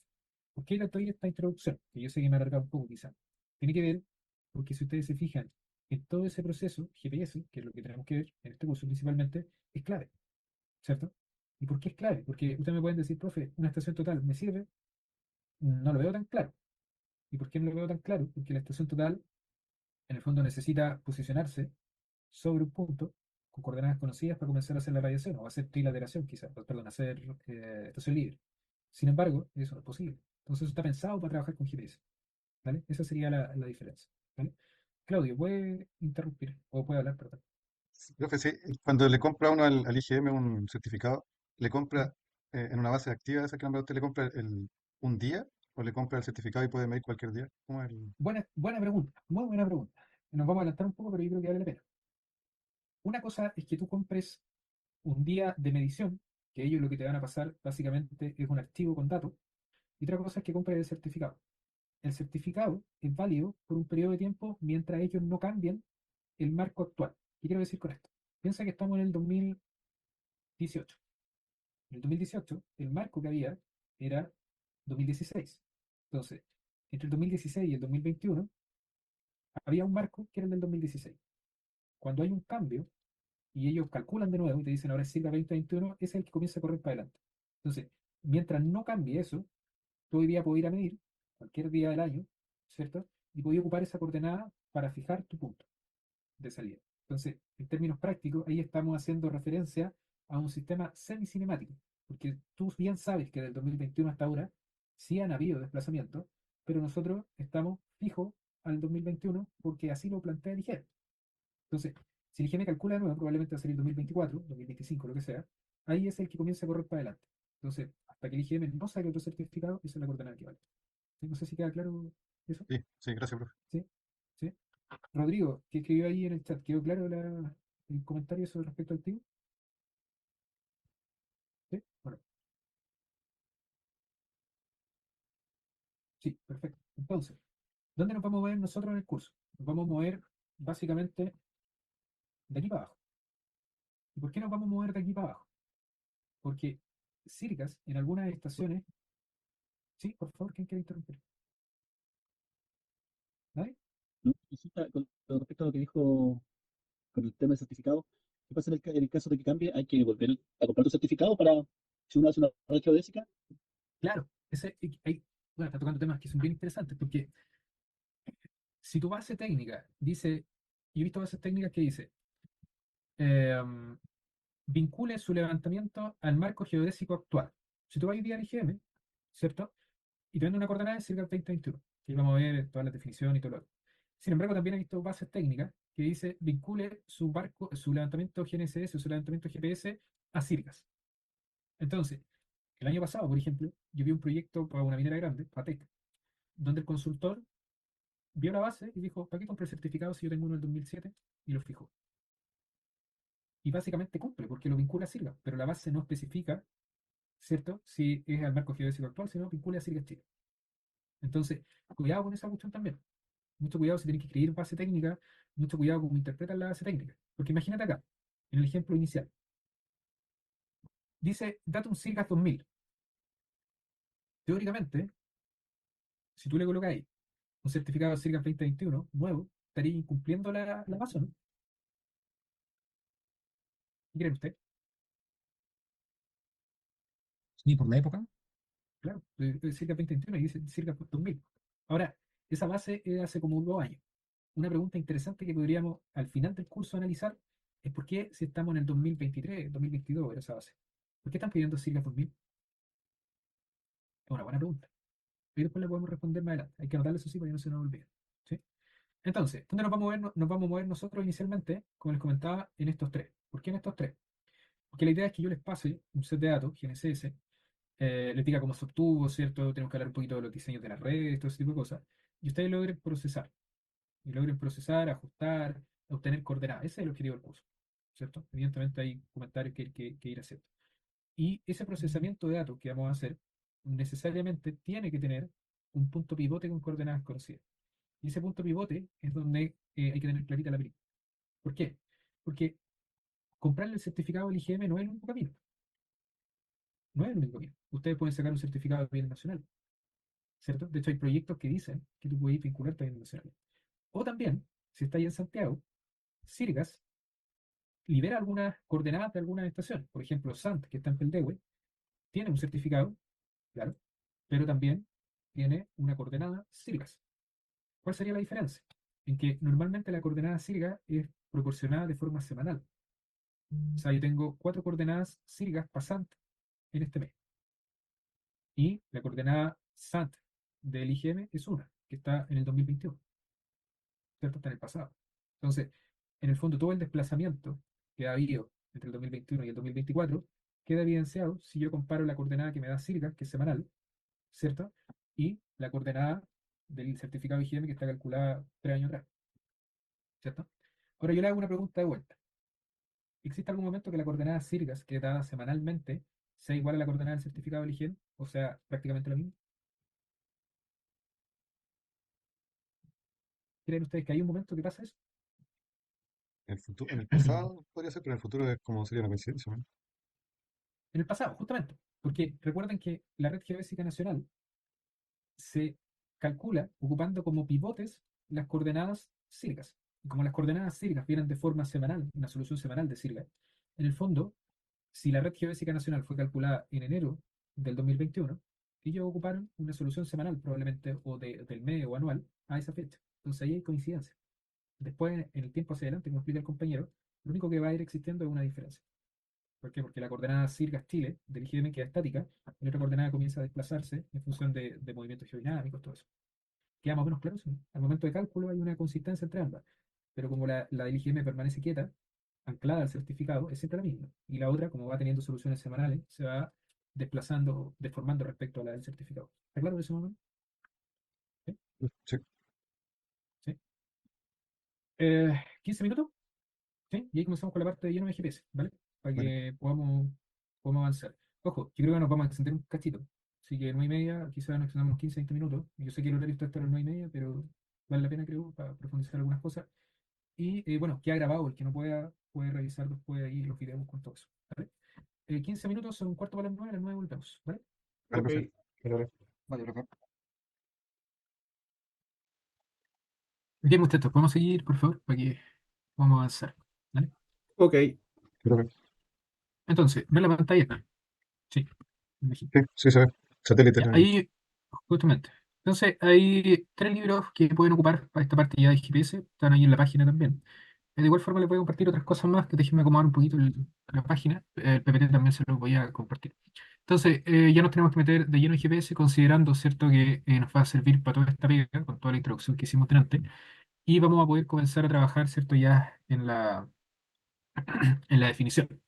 Tenemos que hablar, básicamente estos contenidos están en inglés, un requerimiento que alguna vez tuve en la universidad y no podía cambiarlo, pero el material que les voy a proveer después en español, así que tranquilo. De igual forma en inglés técnico, así que no es tanto tema. Tenemos que hablar de los segmentos de control, un poco de historia, satélites, efemérides, señales, constelaciones, los métodos de posicionamiento, ¿cierto? La alta precisión y redes en el fondo. ¿Vale? Entonces, acá básicamente es la estructura que yo les mostraba en esa página de Gigo, donde GPS, ¿cierto? Que es la técnica que está acá, es clave para trabajar en esa estructura del sistema geocéntrico que les estaba comentando y también tiene funciones de ingeniería o aplicaciones como las que nosotros vamos a ver. Entonces acá estamos parados en una infraestructura completamente gigante, donde está el PLDI, ¿cierto? Están los cuásares, diferentes técnicas de observación y está el GNSS, ¿sí? Entonces, ¿cómo vamos a trabajar esta parte? Vamos a comenzar a pensar ya en un sistema geocéntrico. Por lo tanto, en la imagen de la izquierda, nosotros podemos evidenciar que está el geocentro. Y ese geocentro lo vamos a pensar desde un punto de vista funcional. ¿Qué quiere decir con eso? ¿Qué quiero decir con esto? Pensemos que nosotros tomamos un sistema geocéntrico. Ese sistema geocéntrico, claro, coincide el centro de masa de la Tierra con el centro de esta figura matemática que estamos tomando, que es un elipsoide. Y nosotros vamos a necesitar que un satélite orbite la Tierra, ¿cierto? Y el satélite orbita la Tierra, yo les comentaba en un inicio que necesita una referencia matemática regular que la da un sistema geocéntrico a través del elipsoide. Entonces, la órbita del satélite es calculada, ¿cierto?, mediante una distancia, o determinada mediante una distancia entre el satélite y el geocentro, ¿sí? Entonces, si yo tengo esa distancia que está ahí, básicamente también voy a tener la distancia desde el receptor, ¿cierto?, hacia el geocentro, siempre y cuando yo tenga una distancia que está calculada entre el receptor y el satélite, ¿sí? Ese es un triángulo súper ordinario que determina el principio de funcionamiento o el principio de posicionamiento satelital, ¿cierto? Entonces, sistema geocéntrico, ojo con lo que estoy diciendo, sistema geocéntrico, donde yo conozco preliminarmente la distancia entre el geocentro y el satélite, y yo mido la distancia entre el receptor y el satélite que está en órbita. Por lo tanto, yo puedo ir determinando, por ejemplo, este lado del vector que está acá, ¿sí? Con eso que nosotros tenemos ahí, ¿cierto? Un minuto, por favor, muchachos.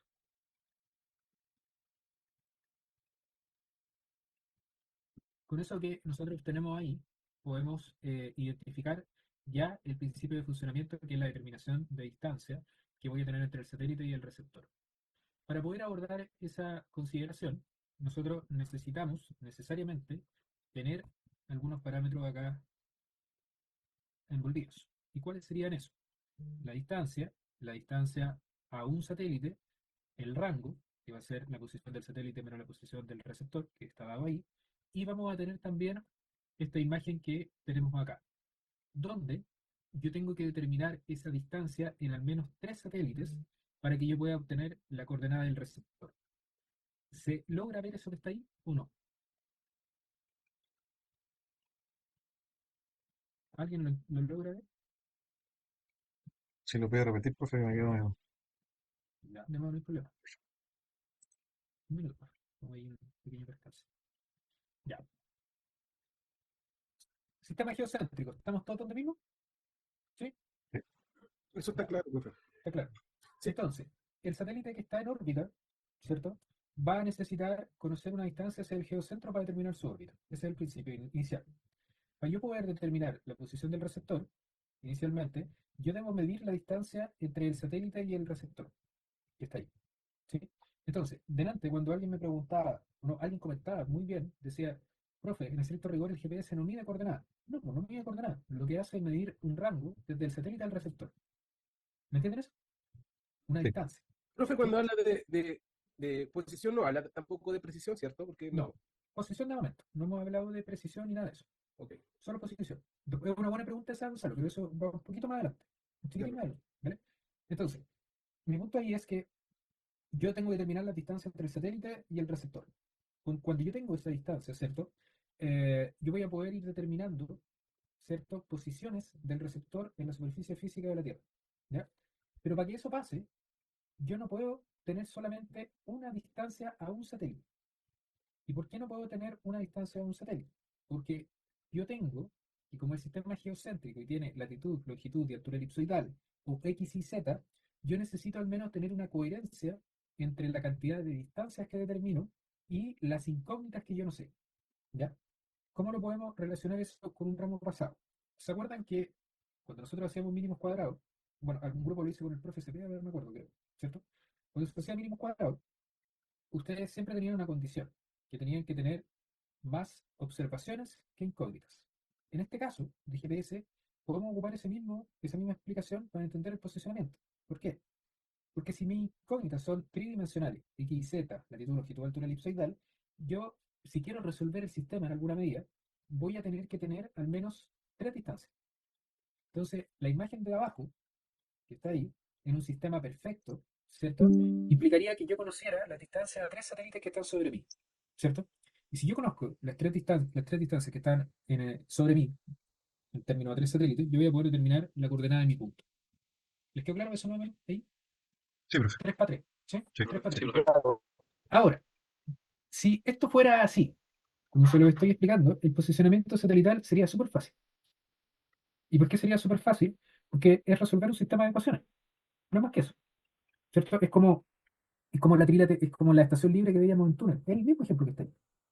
¿Cuáles serían las condiciones? Que yo necesito conocer la coordenada del satélite en la órbita. Y eso tiene que ver con un concepto que vamos a ver más adelante que se llama efeméride. ¿Cierto? Ahora, ¿dónde está el problema? El problema está en que la determinación de la distancia entre el satélite y el receptor es por una técnica que es una propagación de ondas electromagnéticas. Como hay una propagación de ondas entre el satélite y el receptor que está en Tierra, ¿dónde hay un problema? Vamos a ejemplificar así de forma muy sencilla. El satélite está en el espacio, envía la onda, o el pulso, ¿cierto? Y esa onda va bajando y va entrando en la atmósfera, pasa por la ionosfera, por la troposfera, ¿cierto? Por diferentes layers de la atmósfera. Teóricamente, el dibujo que está ahí está representando, ¿cierto? Básicamente un escenario perfecto donde estas camadas o estos layers de la atmósfera no generan ningún problema en la trayectoria de la misma, ¿cierto? ¿Cómo lo podemos ejemplificar esto? Vayan ustedes, por ejemplo, a Calama el 15 de enero a las 3 de la tarde en la carretera a tomar una distancia con estación total. Ustedes van a tener un valor, pero si van en invierno, ¿cierto? Al mismo lado, en un tema de una hora que haya, no sé, 15 grados, 16 grados, estoy dando un ejemplo loco, ¿cierto? Probablemente la distancia va a cambiar por los parámetros atmosféricos, ¿cierto? Entonces acá pasa lo mismo. Si tú tenías el satélite y tenías el receptor del terreno, básicamente la propagación de esa onda va a sufrir una deformación respecto a estas capas. ¿Ya? ¿Me entienden eso, no? ¿Sí? ¿Sí o no? Sí, sí, profe. ¿Sí? Entonces, ahí hay una fuente de error, ¿cierto? Y como hay una fuente de error, ya el sistema se comienza a condicionar. Gonzalo delante decía si yo había hablado de precisión, ¿cierto? Yo no he hablado de precisión. Sin embargo, ahí lo estoy dando un indicio de que podríamos tener un problema de precisión, ya que esas distancias que están entre el satélite y el receptor no están determinadas de la mejor forma. Y al no estar determinadas de la mejor forma, claramente por la propagación de error va a afectar la precisión de la coordenada. Eso es lo primero.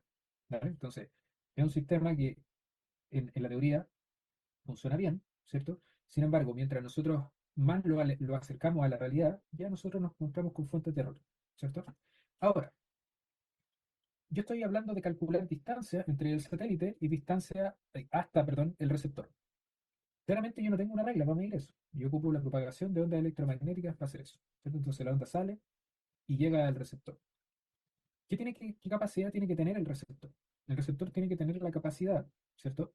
De decir, ok, yo voy a calcular la distancia respecto a una onda que me está llegando desde un satélite que está a 20.000 metros de altura, por ejemplo. 20.000 kilómetros de altura, perdón. ¿Sí? Y ahí pasa una cuestión que es bien interesante, porque ¿cómo se le ocurre que yo podría determinar esa distancia? Profe, mediante el tiempo que sale la señal y el tiempo que llega al receptor. Y la velocidad Maravillosa de la luz. respuesta. La velocidad de la luz. Maravillosa respuesta, ¿cierto? Entonces, ¿qué es lo que hay? Cuando el satélite emite la señal, o emite en el fondo la onda, hay un tiempo uno, ¿cierto? Y cuando la señal llega al GPS, al receptor que ustedes tienen, hay un tiempo 2, ¿cierto? Tiempo uno, tiempo 2, ¿cierto? Y la velocidad que lleva, como bien dice la compañera, asociada a la velocidad de la luz. Entonces, hay una ecuación que distancia, velocidad en tiempo, ¿no? Ahí yo puedo determinar, con ese delta tiempo, tiempo 2 menos tiempo uno, cuánto se demoró la onda entre ir entre el satélite e ir hacia el receptor. Como tengo la velocidad, yo puedo calcular la distancia, ¿sí? Pero hay un tema. ¿Y cuál es el tema? Tiene que ver con la capacidad, o vamos a hablarlo así. ¿Qué tan bueno es el reloj que yo tengo en el satélite y qué tan bueno es el reloj que yo tengo en el receptor? GPS, que en el receptor que está en tierra. Entonces, no sé si han escuchado hablar del error de reloj y todo eso, todo ese tipo de cosas. El error de reloj se traduce necesariamente en que hay una diferencia en la escala de la medición del tiempo entre el reloj que está en el satélite y el que está en el GPS. Estrictamente no es un reloj, es un oscilador electrónico, pero podemos hablar de un reloj. Lo que estoy diciendo es que el satélite tiene un reloj mejor para determinar la escala de tiempo con mayor precisión que el que está en el GPS. Entonces, como no están en la misma escala, no están sincronizados. Por lo tanto, estamos induciendo un error que es el error de reloj, que es el básico. Y recuerden que ya conversamos de la atmósfera, ¿cierto? La ionosfera, la troposfera, que hoy día es un tema en boga, ¿cierto? En minería. Entonces, básicamente, nosotros no hablamos directamente de distancia por este enfoque. Más bien hablamos de pseudo distancia, porque es una distancia aproximada, o pseudo rango también, lo pueden encontrar en algunos libros. Y uno de los problemas que hay, justamente, es este tema de los relojes, ¿cierto? Entonces, la ecuación que está abajo dice, las medidas, las cantidades de medidas, ¿cierto?, corresponden a pseudorangos, ¿cierto?, que representa teóricamente la distancia geométrica. Sin embargo, hay un error asociado al reloj, ¿cierto?, que es el que está ahí, un bias, ¿cierto? Entonces, un modelo simple para el pseudorango sería que R, que correspondería a la distancia, ¿cierto?, es lo que nosotros determinamos por esta fórmula matemática normal de velocidad en tiempo, ¿cierto?, más un error del reloj, un delta. ¿Cierto? Y ese delta está asociado a la velocidad de la luz, ¿cierto? Por esta falta de sincronía, ¿cierto? Entonces, ¿a dónde apunto con eso? Porque vienen más fórmulas que pueden tornarse más complejas de entender. Pero a lo que voy es que el principio básico es determinar una distancia, pero la determinación de esa distancia está sujeta a fuentes de error. La primera de ellas, y la más tradicional para comenzar a meternos en esto, es el tema del reloj, ¿cierto? Después vienen errores, por ejemplo, en la ionosfera, en la troposfera, que hacen que en el fondo la onda pueda perder velocidad, por ejemplo. Y si pierde velocidad, se demora más en llegar. Y si se demora más, hay más tiempo. Y si hay más tiempo, la distancia cambia. A eso apunto. Entonces, cuando alguien reclama y dice, oye, el GPS me está dando 8 milímetros de precisión y estoy midiendo cada un segundo y un montón de ese tipo de cosas, en el fondo está toda una infraestructura montada atrás para que tú puedas determinar la distancia de la forma más precisa. Diga, Rocío. Consulta, yo había leído que para eliminar el error de reloj se hacía una cuarta medición con un cuarto satélite. Ya, pero que para allá vamos. Ah, ya. Un cachín. Entonces, ahí, en el fondo, en esa diapo, lo que yo estoy ejemplificando es básicamente un sistema perfecto. ¿Tiene que preguntar otra cosa, Rocío? ¿O no? Ah, no, perdón, que le había quedado muy lento. Entonces, en ese sistema que está ahí, yo estoy ejemplificando un sistema perfecto. ¿Qué quiere decir que hay un sistema perfecto? Que yo estoy asumiendo que no hay, ¿cierto? Un error de reloj. Entonces, estos rows que están acá, ese que está ahí, ese que está ahí, ese que está ahí, corresponden básicamente a las distancias tridimensionales, geométricas, puramente geométricas, entre el receptor, el X y Z del receptor, y la posición de los satélites 1, 2 y 3. ¿Cierto? Entonces, 1, 2 y 3 son coordenadas conocidas. ¿Y por qué? Porque es la posición del satélite en la órbita. que vamos a ver más adelante, que hace referencia al concepto de efeméride, ¿cierto? Y el R, que está como subíndice en X, en Y y en Z, hace referencia básicamente a la coordenada del receptor. Entonces, viéndolo muy fríamente, eso puede ser solucionado por mínimos cuadrados, ahí está la matriz, y en un sistema iterado, ¿cierto? Eso sería el principio. Ahora, vamos a avanzar un poquito acá, ahí vamos a volver a eso de ahí. Demos un puesto para ver si encuentro, hermano, para no perdernos acá. Vamos a volver acá, ojo, sí, es para no perdernos en el tiempo. Ahora, ¿qué pasa? Esta imagen que está acá, cuando veamos el método de posicionamiento del pseudo rango, que es el de pseudo distancia, yo, y como dice bien la compañera, explicamos que se tiene que incluir el reloj, ¿cierto? Entonces, esa ecuación que está ahí representa que la distancia entre el receptor y el satélite es la distancia entre el receptor y el satélite más la velocidad de la luz por el delta de tiempo. Entonces, ahí, ¿qué yo podría tener? La La velocidad, distancia. la distancia, velocidad, distancia en tiempo, ¿cierto? Entonces, estoy despejando la ecuación. ¿Está claro eso? Sí, profe, sí. ¿Para todos? ¿Sí? Entonces, este tiempo que está acá es el tiempo del receptor, que sería el de llegada, y el del satélite es el que está acá. Entonces, esa es la ecuación, ya incluyendo la componente del reloj. Si yo veo en la imagen inicial, que está acá, donde todo llega perfecto acá, como hay un problema con el sincronismo en la escala de tiempo del reloj del satélite y el que está, ¿cierto?, en el GPS, las distancias, en vez de confluir al mismo punto, pueden confluir a distintos puntos y no necesariamente llegar al que corresponde. Por lo tanto, si yo quiero, básicamente, considerar ese error, ya no es una matriz que represente tres incógnitas, X y Z, sino tengo que también ajustar el error de reloj. Por lo tanto, se extiende en un parámetro más la matriz, que se soluciona de igual forma por mínimo cuadrado, ¿cierto? Entonces, si se fijan, lo que parecía súper simple acá, o relativamente sencillo, se comienza a complicar, porque esa ecuación que nosotros tenemos acá, hay que ir agregándole, o esta ecuación que está acá, hay que ir agregando un montón de elementos que hacen que esa distancia no sea bien determinada. Y ahí viene la cosa que comenta Rosina, ¿cierto? O el punto que tiene ahí. Ella dice que tiene que agregar un cuarto satélite. Y claro que hay que agregar más satélites. ¿Y por qué hay que agregar más satélites? Porque ya el sistema no tiene solo tres incógnitas, va sumando incógnitas. Entonces, si yo voy sumando incógnitas, necesariamente tengo que ir sumando también más observaciones. Y más observaciones tiene que ver con tener más satélites disponibles, ¿cierto? Si yo tengo más satélites disponibles, evidentemente voy a poder resolver de mejor forma el sistema. Si tengo más satélites disponibles, también voy a tener un indicador, que es la varianza posteriori, en el ajuste de la posición, que va a ser mejor, ¿cierto? Entonces, ahí hay una cuestión que nos podemos adelantar un montón, pero que ustedes lo van a entender al tiro, ¿cierto? Mientras más satélites haya, para determinar mi posición, mejor va a ser. Es todo orden de cosas, ¿cierto? Ahora, alguien me podría decir, ¿siempre es así? Sí, pero no. ¿Por qué? Porque depende de la posición del satélite, ¿sí? Idealmente los satélites tienen que estar sobre nuestro horizonte. O sea, si yo me paro acá y estoy midiendo, este es mi horizonte, los satélites idealmente tienen que estar arriba y no próximos al horizonte, porque ahí se producen algunos efectos como multitrayectoria que vamos a ver un poco más adelante, ¿cierto? Entonces, principio básico de funcionamiento, para resumir, distancia entre el satélite y el receptor, está funcionando impecable eso, y también considerar que la determinación de esa distancia no es no es geometría sencilla, sino hay que ir ingresando más parámetros adicionales que tienen que ver con la capacidad de yo determinar esa distancia. ¿Está más o menos claro ahí esa parte? No hemos entrado en fórmulas nada, sino más bien en una explicación conceptual. ¿Sí? Sí, profe. Diga recién.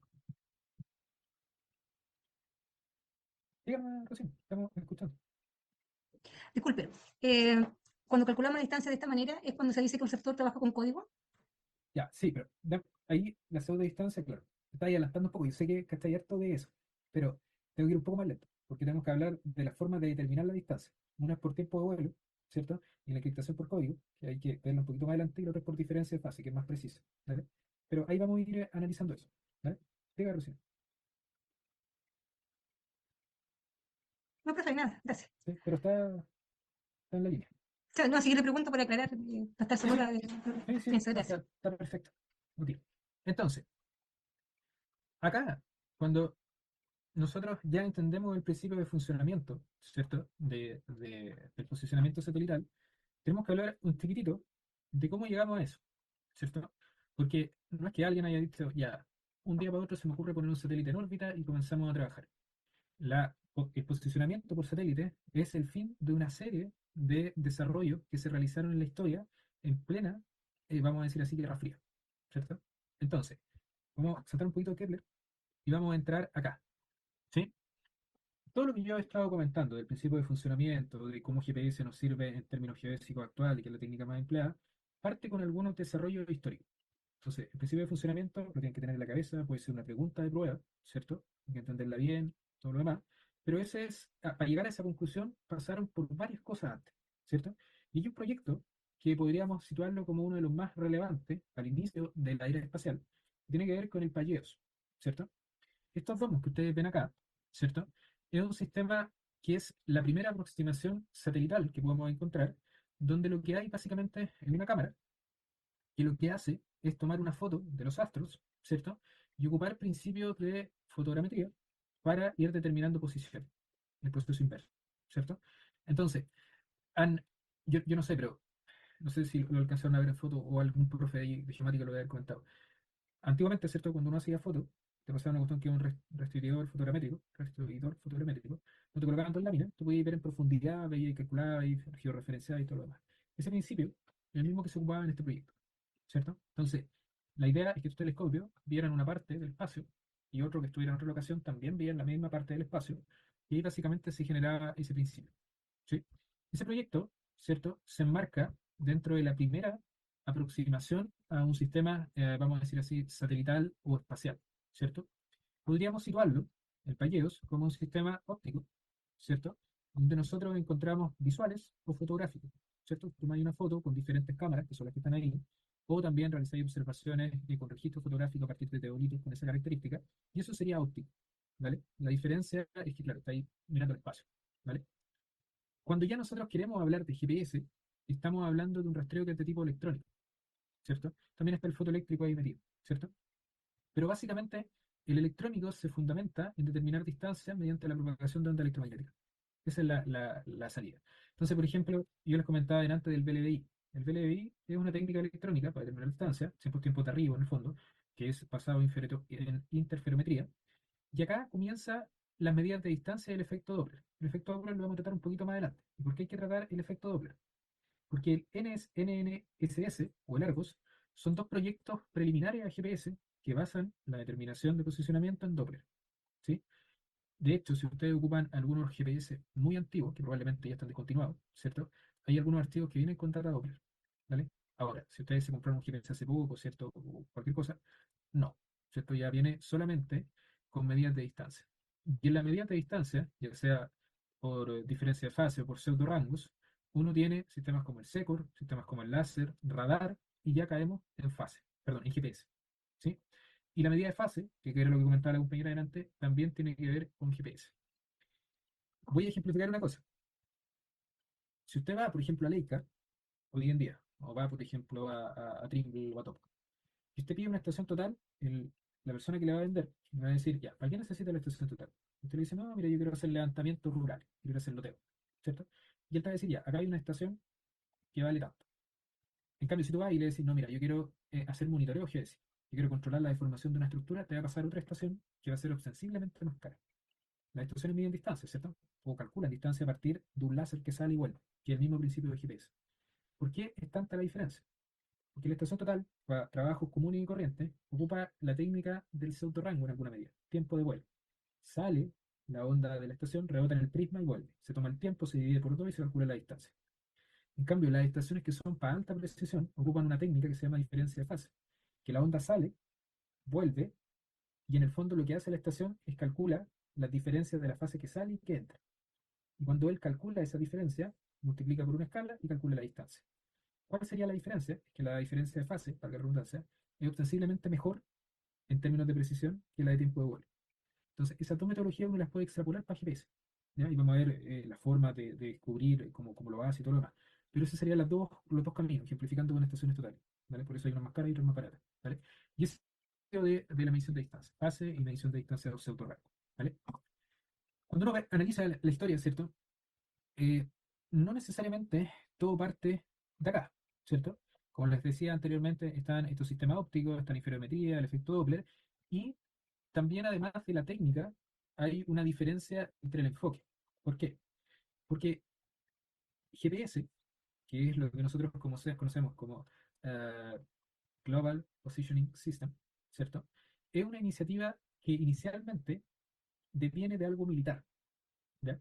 El GPS, ¿cierto? No viene de una iniciativa, ok, los geosensores o los topógrafos necesitan posición centimétrica para trabajar. No, es una iniciativa militar. Una iniciativa militar. De hecho, si ustedes ven la definición hoy día de WGS84, que es el sistema intrínseco de GPS, el Word del inicio, que hace referencia al mundo, preliminarmente era Word, de guerra, ¿cierto? Entonces, esos sistemas parten con un fin militar, y como parten con un fin militar, tampoco tenían el objetivo de trabajar con un sistema global. Y ahí salen los primeros sistemas de posicionamiento espacial, pero con carácter local. Ahí encontramos el LORAN, el DECA y el OMEGA, ¿cierto? Que, claro, tienen asidero militar y son locales. O sea, probablemente el sistema funcionaba solo para una porción de la Tierra, no era de carácter global. Sin embargo, cuando ya entra el efecto Doppler en la jugada, que lo voy a analizar más adelante, ya comienza a salir el NNSS, que sería basado en Doppler, ¿cierto? Y ya comienza a dar los indicios de que GPS vendría a la casa, ¿cierto? De ser un sistema ya con fines militares de carácter global, ¿sí? Entonces, hay un desarrollo histórico, uno de los libros que yo les pasé, que tienen que ver desde la página de la universidad del CIBER, ¿cierto? Y el CIBER hace una línea histórica con los principales hechos que marcan la era satelital, desde el 57 hasta el 62. ¿Qué cosas nosotros podríamos decir ahí que es importante de ver? Los lanzamientos, el launch del Sputnik 1, ¿cierto? La teoría del movimiento de los satélites de Brouwer, ¿cierto? Y ya comenzamos a ver ahí Transit. Transit ya sería el primer indicio de un sistema basado básicamente en medidas de distancia, lo que sería los inicios de GPS, ¿cierto? También está la determinación del achatamiento, ¿cierto? Para la navegación satelital y todo lo demás. Acá nosotros vamos a centrarnos en explicar GPS y vamos a tener que hacer una diferencia que tiene que quedar súper acreditado. La historia que yo les estoy comentando llega a su fin cuando GPS, o Navstar GPS, inicialmente, se torna operativo. GPS es de origen gringo, ¿cierto? Los americanos, con fines militares, ¿cierto? Desarrollaron este sistema GPS, ¿sí? Hay otro acrónimo que muchos ocupan hoy día que tiene que ver con GNSS, ¿sí? Entonces, si ustedes analizan la mayoría de los libros que pueden llegar a nosotros, siempre te cuentan la historia desde el punto de vista de los gringos, por lo tanto, siempre hacen referencia a GPS. Pero en paralelo a GPS se estaba desarrollando un sistema por los rusos, y ese sistema por los rusos se llama GLONASS, ¿sí? Entonces, militares gringos desarrollaron un sistema, GPS, que es fines militares, y en Guerra Fría, ¿cierto? Los rusos desarrollaron GLONASS y comenzaron a trabajar en su propio sistema, ¿sí? Ahora, una pregunta que viene siempre. ¿Y por qué siempre en Chile se habla de GPS y no de GNSS? De hecho, es muy común eso. De hecho, hay gente que ocupa GLONASS para medir, siempre habla de GPS. Y eso tiene que ver con una cuestión, vamos a decir así, ¿cómo podemos decirlo? ¿De dónde estamos ubicados?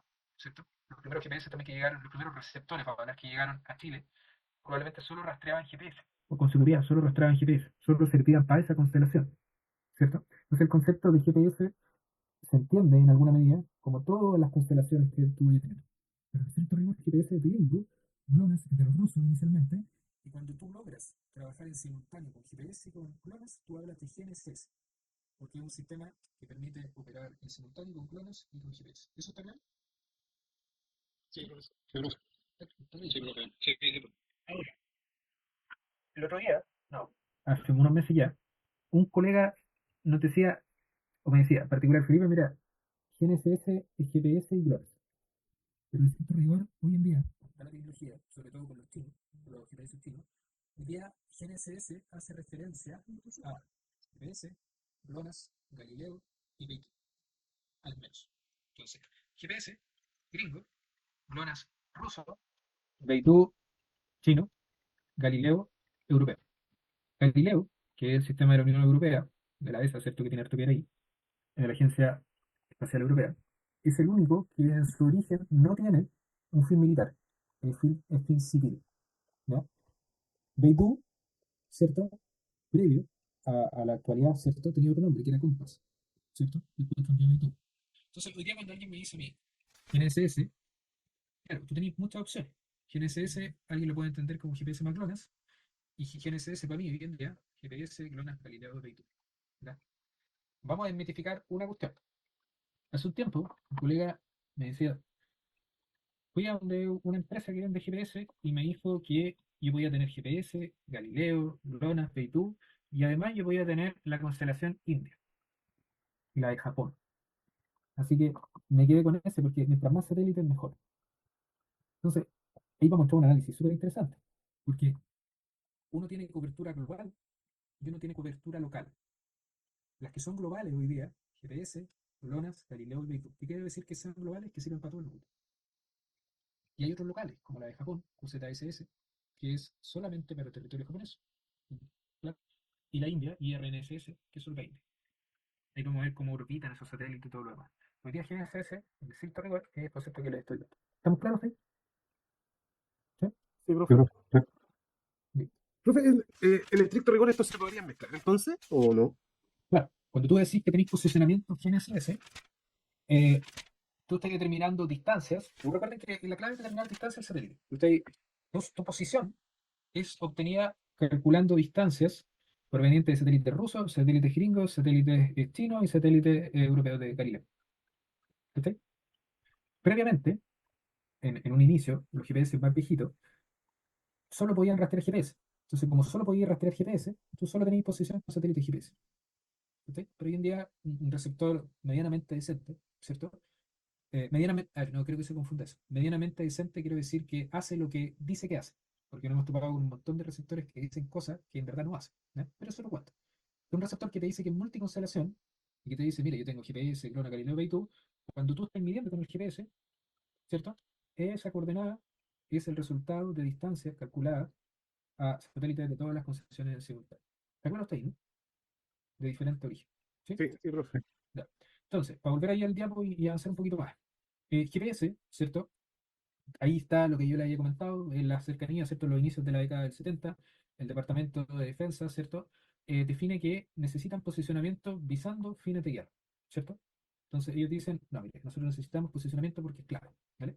Entonces el estudio, dice la historia, que consideró al menos 120 tipos de posicionamiento, prototipos de sistemas de navegación, y el primero que logran determinar con las características de determinación de distancia, ¿cierto? Con el Doppler entre medio ahí jugando, es el Navstar.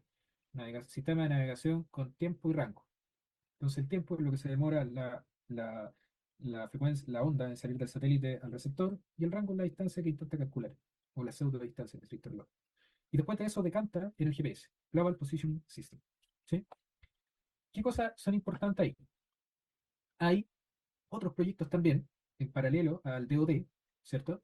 Que son, por ejemplo, el 621B de la Air Force, ¿cierto? De los gringos, y también el Ultimation de los marines, ¿cierto? De los navales, que también funcionan con el mismo objetivo, o sea, determinar un sistema de posicionamiento global. Sin embargo, el que gana es GPS, ¿cierto? Entonces, si se fijan, el mono que está ahí hace referencia, el monito en la figura, hace referencia a la idea, la Tierra, satélite orbitando en la Tierra, y tú en terreno, ¿cierto? Observando a lo menos 4 satélites, ¿cierto? Para determinar tu posición. Ojo, eso con fines militares inicialmente. ¿Sí? Entonces, hoy día vamos a llegar hasta una parte que me tienen que dar al menos 15 minutos acá. Queda grabado de igual forma. El que tenga que salir, puede salir, no hay ningún problema. Tenemos que hablar un poco de cómo, y esto es clave, cómo los gringos entendieron el sistema, ¿cierto? Los gringos entendieron el sistema de acuerdo a lo que les estaba comentando acá. En paralelo, ¿cierto? Las otras Fuerzas Armadas de Estados Unidos también intentaron desarrollar algo sin tanto éxito como el DoD. Diga Gonzalo. Profe, no me quiero quedar metido. En un diapo atrás nos explicó que con 3 satélites se hacía, pero acá dijo que a lo menos 4 satélites tenemos que nosotros tener para el receptor. Claro, Entonces, me queda claro si son 3 o 4. mira, lo que pasa es que son 3 si el escenario es perfecto. Y quiero decir que sea perfecto es que no hay el problema de reloj entre el satélite, entre el reloj del satélite y el receptor. Cuando tú estás incluyendo ese error, que en la vida real sí pasa, tú tenés que sumar más un satélite. ¿Cachai? Porque tenés que estimar cuánto es ese error. Entonces el mínimo sería 4 considerando el error del satélite, ¿cierto? Ahora, 4 sería el mínimo en nuestro caso, en la vida real, pero mientras más tú tengáis, mejor vaya a tener de resultado, mejor precisión vaya a tener. ¿Cachai? Entonces, En un escenario perfecto, sin problemas de reloj, donde las distancias geométricas son realmente las que están, 3 para 3 está bien. Sin embargo, mientras tú vas incluyendo más errores en el sistema, tú tienes que ir aumentando la cantidad de satélites. Diga, Claudio. Sí, profe, es lo que se refería usted en ajuste el tema de la redundancia, ¿cierto? Para mejorar la... Justamente. Eso va acompañado también, ¿cierto? Pero está perfecto el análisis. Redundancia. Mientras más observaciones, mejor van a tender a ser los resultados. ¿Vale? ¿Está claro ahí, Gonzalo? ¿Cierto? Sí, profesor, ahí me quedó más clarito. Perfecto. Gracias. Súper. Entonces, ¿cómo los gringos pensaron en el sistema? Los gringos piensan en el sistema de la siguiente forma. Vamos a dividir, dicen ellos, la infraestructura en 3 segmentos. El segmento usuario, el segmento espacial y el segmento de control. ¿Ya? El segmento, vamos a ir avanzando acá un poquito. Ahí está la definición de los 3 segmentos. Pero yo lo voy a ir explicando y después ustedes pueden leer esto y hacer el análisis. El segmento espacial, ellos estiman que son todos los satélites que tú tenías en órbita. O sea, toda la infraestructura satelital, el satélite en sí y el grupo de satélites conforman el segmento espacial. ¿Vale? El segmento usuario es un segmento donde estamos todos nosotros los mortales que ocupamos el segmento GPS, que ocupamos GPS para tener posicionamiento. Entonces, si se fijan, acá la pelotita de arriba, en el segmento espacial, están todos orbitando, los satélites, se conforma el segmento espacial, y hay una relación direccional, unidireccional, quiero decir, entre los satélites y nosotros, porque nosotros recibimos información. Cuando ustedes piden el Uber, el GPS que está en el teléfono, recibe información de varios satélites. Y ahí obtienes tu posición con una precisión que después vamos a discutir eso, ¿cierto? Entonces, cualquier aplicación en ingeniería, posicionamiento de flota, cierto rastreo, ocupa el segmento espacial como proveedor de posicionamiento. Ahí estamos todos los mortales, ¿vale? Sin embargo, hay un segmento adicional que es el segmento de control, que es el que está ahí. Ese segmento de control sí tiene una relación bidireccional con el segmento espacial. Nosotros no tenemos relación con el segmento de control. La relación bidireccional, segmento espacial y segmento de control. ¿Y por qué está esa relación bidireccional? Piensen ustedes que ustedes mandan un satélite a la órbita. El satélite comienza a orbitar la Tierra, perfecto, y en un momento ese satélite comienza a funcionar mal. No sé, pierde su órbita, por ejemplo. Yo podría estar ocupando ese satélite como usuario final, sin embargo, si el satélite está mal posicionado en la órbita, está afectando mi posición que yo voy a tener en Tierra. Por lo tanto, ¿por qué bidireccional la comunicación entre el segmento espacial y el segmento de control? Porque lo que hace el segmento de control es monitorear el segmento espacial. ¿Para qué? Para que su solución sea íntegra hacia nosotros. ¿Vale? Entonces, hay una constante comunicación entre el segmento de control y el segmento espacial para que nosotros podamos ir conociendo cómo está el segmento, para que nosotros los usuarios podamos ocupar la mejor versión, vamos a decir así, del segmento espacial. ¿Vale? No sé si han escuchado hablar que de repente te dicen, oiga, ¿sabe qué? Yo necesito que su procesamiento de datos GPS sea con efemérides precisas. Entonces tú decís, ya, efemérides precisas, perfecto. ¿Y qué efemérides entonces ocupa el satélite de forma preliminar? Cuando yo estoy midiendo, en RTK, por ejemplo, en tiempo real, me refiero. Hay diferentes tipos de efemérides. En términos muy simples, la efeméride muy simple puede ser ejemplificada o puede ser descrita como la posición del satélite en la órbita. Y hay diferentes tipos de efemérides, porque dependiendo de la calidad o de la precisión, vamos a hablar así, de la posición de la precisión, perdón, de la precisión del satélite en la órbita, yo puedo tener efemérides transmitidas, efemérides rápidas y efemérides finales, donde esta última son las que tienen mejor precisión. O sea, el satélite, ¿cierto? En la órbita tiene una posición que está súper bien definida. Pero ese cálculo no lo hace el satélite, lo hace el segmento de control. Entonces, preliminarmente, el satélite orbita una posición que es más o menos, ¿cierto? Y después, cuando el satélite ya pasa, y pasan algunos días, el segmento de control dice ya, para este instante, esta era la posición más precisa que encontramos para este satélite. Con eso, nosotros resolvemos, ¿cierto? La creación de la efeméride precisa, por ejemplo. ¿Sí? Entonces, el segmento de control tiene como objetivo monitorear el segmento espacial y entregar y calcular algunos productos que vamos a ir viendo con mayor detención mañana. ¿Sí? Esas definiciones están ahí. El segmento espacial está considerado todas las constelaciones satelitales, ¿cierto? Trabaja con 2 frecuencias, triple frecuencia, y también lo vamos a analizar eso con un poco más de calma. El segmento de control es responsable por mantener la salud del sistema, monitoreando las señales, ¿cierto? Monitoreando los satélites, enviando mensajes de navegación, ¿cierto? Todo ese tipo de cosas. Y el segmento usuario somos nosotros, ¿cierto? Y hay una diferencia, porque el segmento usuario puede ser dividido inicialmente en la historia del GPS en particular, como militar y civil. El militar tenía toda la precisión disponible y el civil tenía una precisión que era ahí nomás. Ahí vamos a ver por qué. ¿Sí? Entonces, veamos un ejemplo. ¿Cómo yo pediría en una prueba que usted me defina el segmento espacial de GPS? Segmento espacial de GPS, por ejemplo, hoy día tiene, a la fecha, ese libro es del 2017, hay una página que se llama Navipedia, que pueden ver actualizada esa información, tiene 24 satélites nominales, o sea, 24 satélites en órbita. Tiene un periodo orbital de 11 horas y 58 minutos. ¿Captan lo que es el periodo orbital? ¿Tuvieron clase con el Pedro Muñoz? ¿O no? Yo creo Sí, que sí. profe. Sí. En sensores remotos, probablemente, algo así. ¿Sí? ¿Captan lo que es el periodo orbital? Es como la revisita, ¿no? Justamente, la revisita, ¿cierto? Entonces, es de 11 horas con 58 minutos. Eso quiere decir que el satélite pasa 2 veces al día por la misma posición, ¿o no? Ojo con eso, Sí, profe. porque la Sí. Tierra va rotando también, ¿cierto? Entonces, ahí hay una explicación. Están los planos también, ¿cierto? Los planos quiere decir que si este es el ecuador, ¿cierto? Que está de forma horizontal, voy a colocarlo acá, un plano orbital está inclinado en tantos grados, en tantos grados, en tantos grados, en tantos grados, y en cada uno de esos planos orbitales hay una determinada cantidad de satélites, que es lo que se explica acá, ¿cierto? Entonces, en 60 grados, perdón, en 32, 98, 152, 212, que es la vuelta que va haciendo así, ¿cierto? Voy encontrando diferentes satélites. Y esos satélites que están dispuestos tienen como objetivo cubrir toda la Tierra, ¿cierto? Entonces son 6 planos orbitales con 55 grados de inclinación en promedio, ¿cierto? El tipo de órbita es circular, eso lo tenemos que profundizar un poquito más adelante. Pero que sea circular eh, hace referencia a que sea un satélite de mediana altura, que ahí vamos también a ver de qué se trata eso. En promedio, un satélite, cierto, GPS, puede tener una altitud de 26.500 kilómetros, 20.200 kilómetros, ¿cierto? Desde la Tierra, ¿cierto? Entonces, esa distancia, en términos conceptuales, corresponde a una órbita mediana, ¿ya? Donde el satélite de posicionamiento funciona, ¿ya? Ojo con una cosa, volviendo a lo del profe Pedro, ¿cierto? Probablemente la información que ocuparon con el profe Pedro era de satélites de baja órbita, ¿cierto? Que son de imagen, generalmente, ¿cierto? Entonces, hay una cuestión importante porque si el satélite está muy cercano a la Tierra, tú tienes el efecto de la gravedad que hace que la vida útil del satélite sea menor.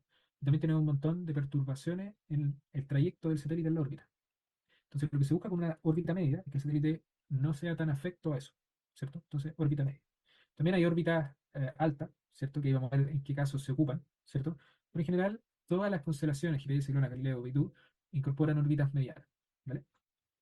Entonces, ahí hay una imagen de lo que conversábamos recién. Si tú sumas, ¿cierto?, a que tienes diferentes inclinaciones respecto al ecuador de las órbitas, tú vas a tener también lo que se está mostrando ahí, una cobertura casi completa de la Tierra. ¿Por qué no completa? Porque, claro, hay algunas zonas, en el caso de GPS, que está ejemplificando ahí, para el 2015, donde tú vas a tener básicamente algunos puntos ciegos, ¿cierto? Por el tipo de órbita que es circular. Eso lo discutimos un poquito más adelante. Pero en general, si ustedes analizan, por ejemplo, la situación de Chile acá, tiene una buena cobertura. Y eso, el segmento de control se tiene que encargar de irlo viendo, ¿cierto? Yo le hago una pregunta ahí para los que han trabajado con GPS. Un GPS que tiene un receptor, que tiene GPS y GLONASS, en Santiago, promedio, ¿cuántos satélites tiene? En Santiago. ¿Cuántos satélites ustedes podrían ocupar estimar en Santiago? Hace tiempo atrás, Más o profe, me menos. acuerdo 12, 14, no sé cuánto tendrá. Ya. Aquí Yo en el por norte siempre tenemos 15, más o menos. 15, ya, 17 tengo entendido, yo no trabajo con GPS, pero tengo entendido que son 17 aproximadamente. ya. Y Tú tenías el GPS pichicateado y porque tenías más, ¿cierto? Pero está bien. Ahí, si ustedes se meten a esa página, Triple Planning, se lo puede compartir por el chat. Uno puede hacer un preanálisis de dónde deberían estar o cuántos satélites yo debería tener, ¿cierto? Esta página, si ustedes acá le dan, fíjense que dice latitud y longitud cero, si yo le digo que determine mi locación y le doy permitir,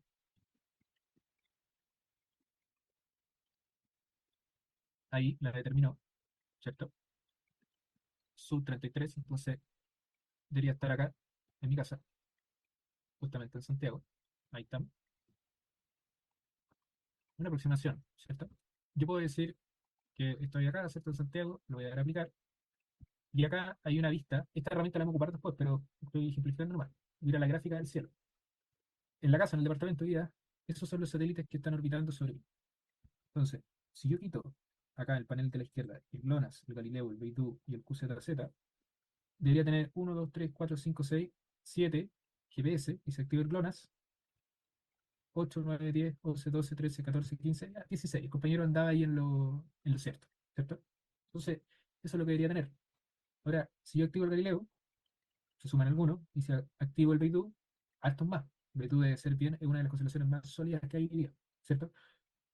Si yo selecciono QZZ, no pasa absolutamente nada. Entonces acá, ojo con eso, cuando se vayan a comprar GPS y el viejito les diga, no, que tiene QZSS, que va a andar IP, que QZZ es local, es para una parte de la Tierra, no es global. Estos sí son globales. Entonces, hay una herramienta que ustedes le pueden dar play, y fíjese lo que pasa. Va mostrando todo el paso de los satélites por sobre mi posición, ¿cierto? Y eso implica que ese cálculo, el segmento de control, se tiene que encargar de mantener, ¿cierto? Ver si hay buena distribución satelital, un montón de ese tipo de cosas. La salud de los satélites, si las señales están siendo bien enviadas, ¿cierto? Todo eso. Hagamos un ejemplo cortito para ir cerrando por hoy. Si yo me voy acá, estoy fuera del continente, lo voy a aplicar, y voy a la biblioteca de satélite, perdón, a la gráfica del cielo. ¿Tengo buena cobertura ahí o no? No está tan mala, pero hay una parte que está entre medio que cuando estaba en Santiago no pasaba eso, ¿cierto? Eso tiene que ver con el tipo de órbita del satélite. Si voy acá a la configuración de nuevo y me voy más acá, voy a aplicar, me voy a la gráfica del cielo, también pasa eso. ¿Te fijas o no? Ahí, como que pasan por el lado, ¿cierto? Y acá, si me voy a configuración y me voy a mi casa,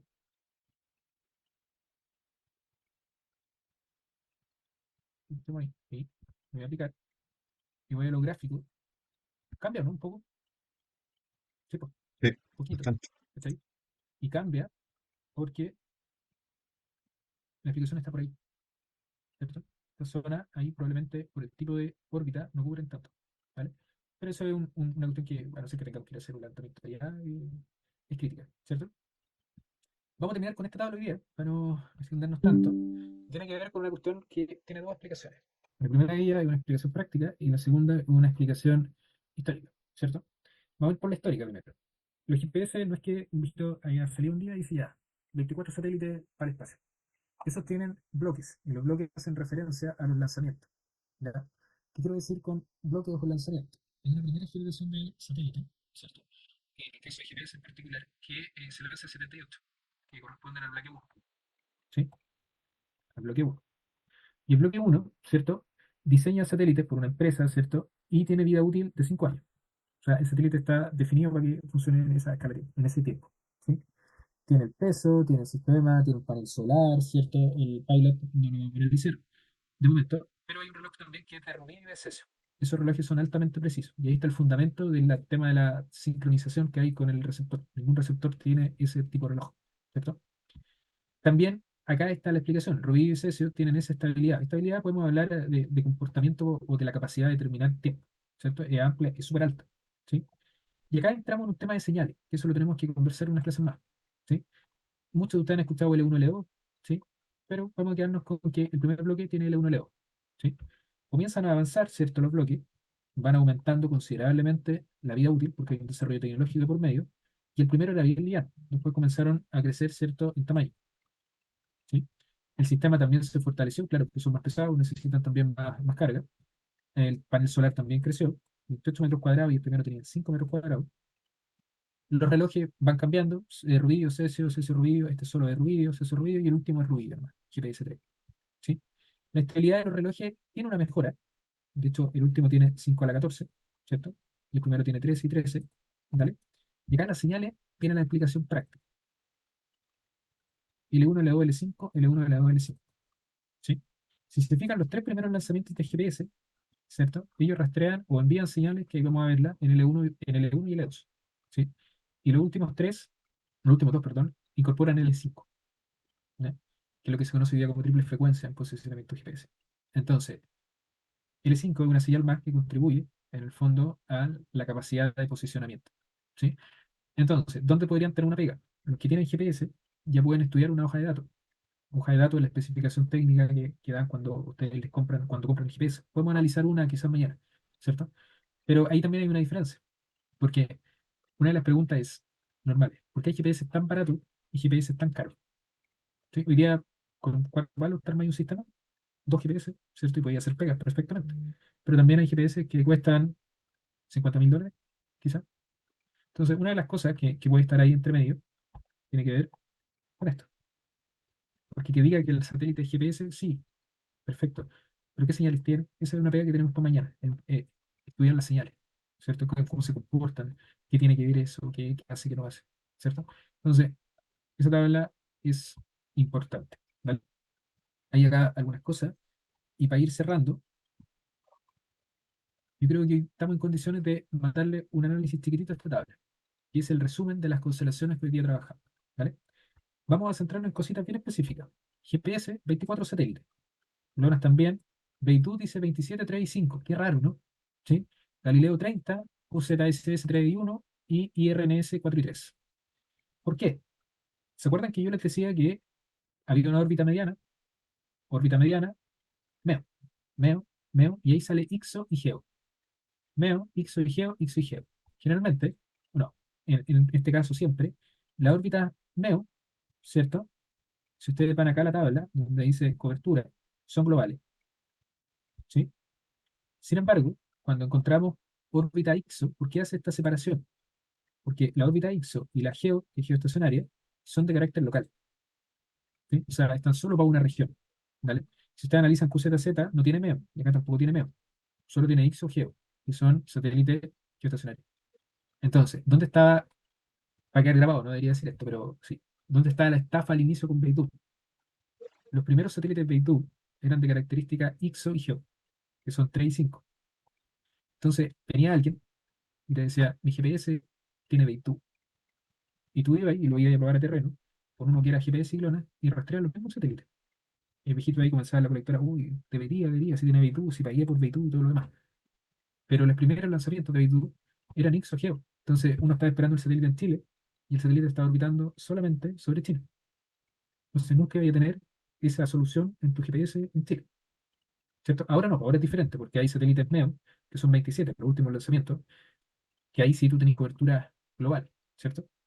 Entonces, ojo con eso, ojo con eso. Los MEO siempre son globales, Galileo todo global, ¿cierto? Están los planos de inclinación, vamos a ver qué se tratan los servicios, que eso lo vamos a ver mañana, cuándo comenzaron a trabajar, full, ¿cierto? Y también está también el origen, ¿cierto? Japón, India y las frecuencias que están disponibles. Una cosa importante que les tiro como dato, ¿cierto? Hace un tiempo, y mucha gente cuando Beidou y Galileo se comenzó a hacer más masivo, con un GPS súper antiguo, y decía, yo quiero activarle Beidou, yo quiero activarle Galileo. Nosotros en verdad, en la oficina, no se puede. ¿Y por qué no se puede? Porque no es tan solo que tú le actives algo. El receptor tiene que tener la capacidad de rastrearlo. Eso tiene que ver con la tarjeta procesadora, ¿sí? Entonces, antes de hacer cualquier inversión en el fondo, de querer colocarle Beidou, de querer colocarle Galileo, tienen que averiguar si su GPS tiene esa capacidad, ¿cierto? Con los receptores chinos no pasa eso, porque normalmente vienen full, ¿cierto? Galileo, todas las constelaciones, hasta las que no existen de repente tienen constelaciones, ¿cierto? Y funcionan impecable, funcionan súper bien. Pero las marcas más tradicionales, ¿cierto? Hay veces que no se puede. Y está bien, porque es un receptor, ¿cierto? Que está programado para rastrear ciertas cosas, ¿vale? Entonces, cuidado con eso también en general, ¿ya? Ahora, 2025 yo creo que GPS que compren va a venir full, ¿cierto? Esa diferencia que GPS, Clona y Beidou y Galileo ya va quedando atrás y la industria está tomando la salida, ¿cierto? De que sea todo full, ¿vale? Vamos a vernos clara esa parte, ¿sí? Sí, profe. Dijo que mañana vamos a profundizar lo que es L1, L2, esas cosas, ¿cierto, Sí, profe? sí, porque, Ya, y ya. quizás no mañana propiamente tal, quizás la semana que viene, porque hay harto que estudiar en verdad, ¿vale? Ya, profe. Vale. Vamos a dejarlo por ahí hoy día para que viernes si tienen que ir a hacer sus cosas, ¿cierto? ¿Sí? Ahí Oiga, profe, conversamos una mañana. consulta. Ya, El otro día estaba hablando con un jefe que tengo yo ya, y me explica algo de la medicina absoluta y la medicina diferencial. sí, diga. Los ejemplos que usted dio ahora de las mediciones cuando una antena recibe señales, eso tendría que ser medicina absoluta, ¿sí? De momento solo hemos estado hablando de absoluto. No hemos estado hablando de Eh, diferencial ni nada de eso. Ujú. ya, pues, no, sí, Eso, era más que me pasar. sí, después vamos a profundizar en eso, vamos a mostrar algunos ejemplos y todo lo demás. ¿Vale? Ujú. Estamos, Vale, profe. muchachos. Que estén muy bien, que descansen, nos vemos. Hasta mañana, profesor. Vale, Profe, profe. gracias, Chao, que profe. estén muy bien. Bueno. Chao, chao.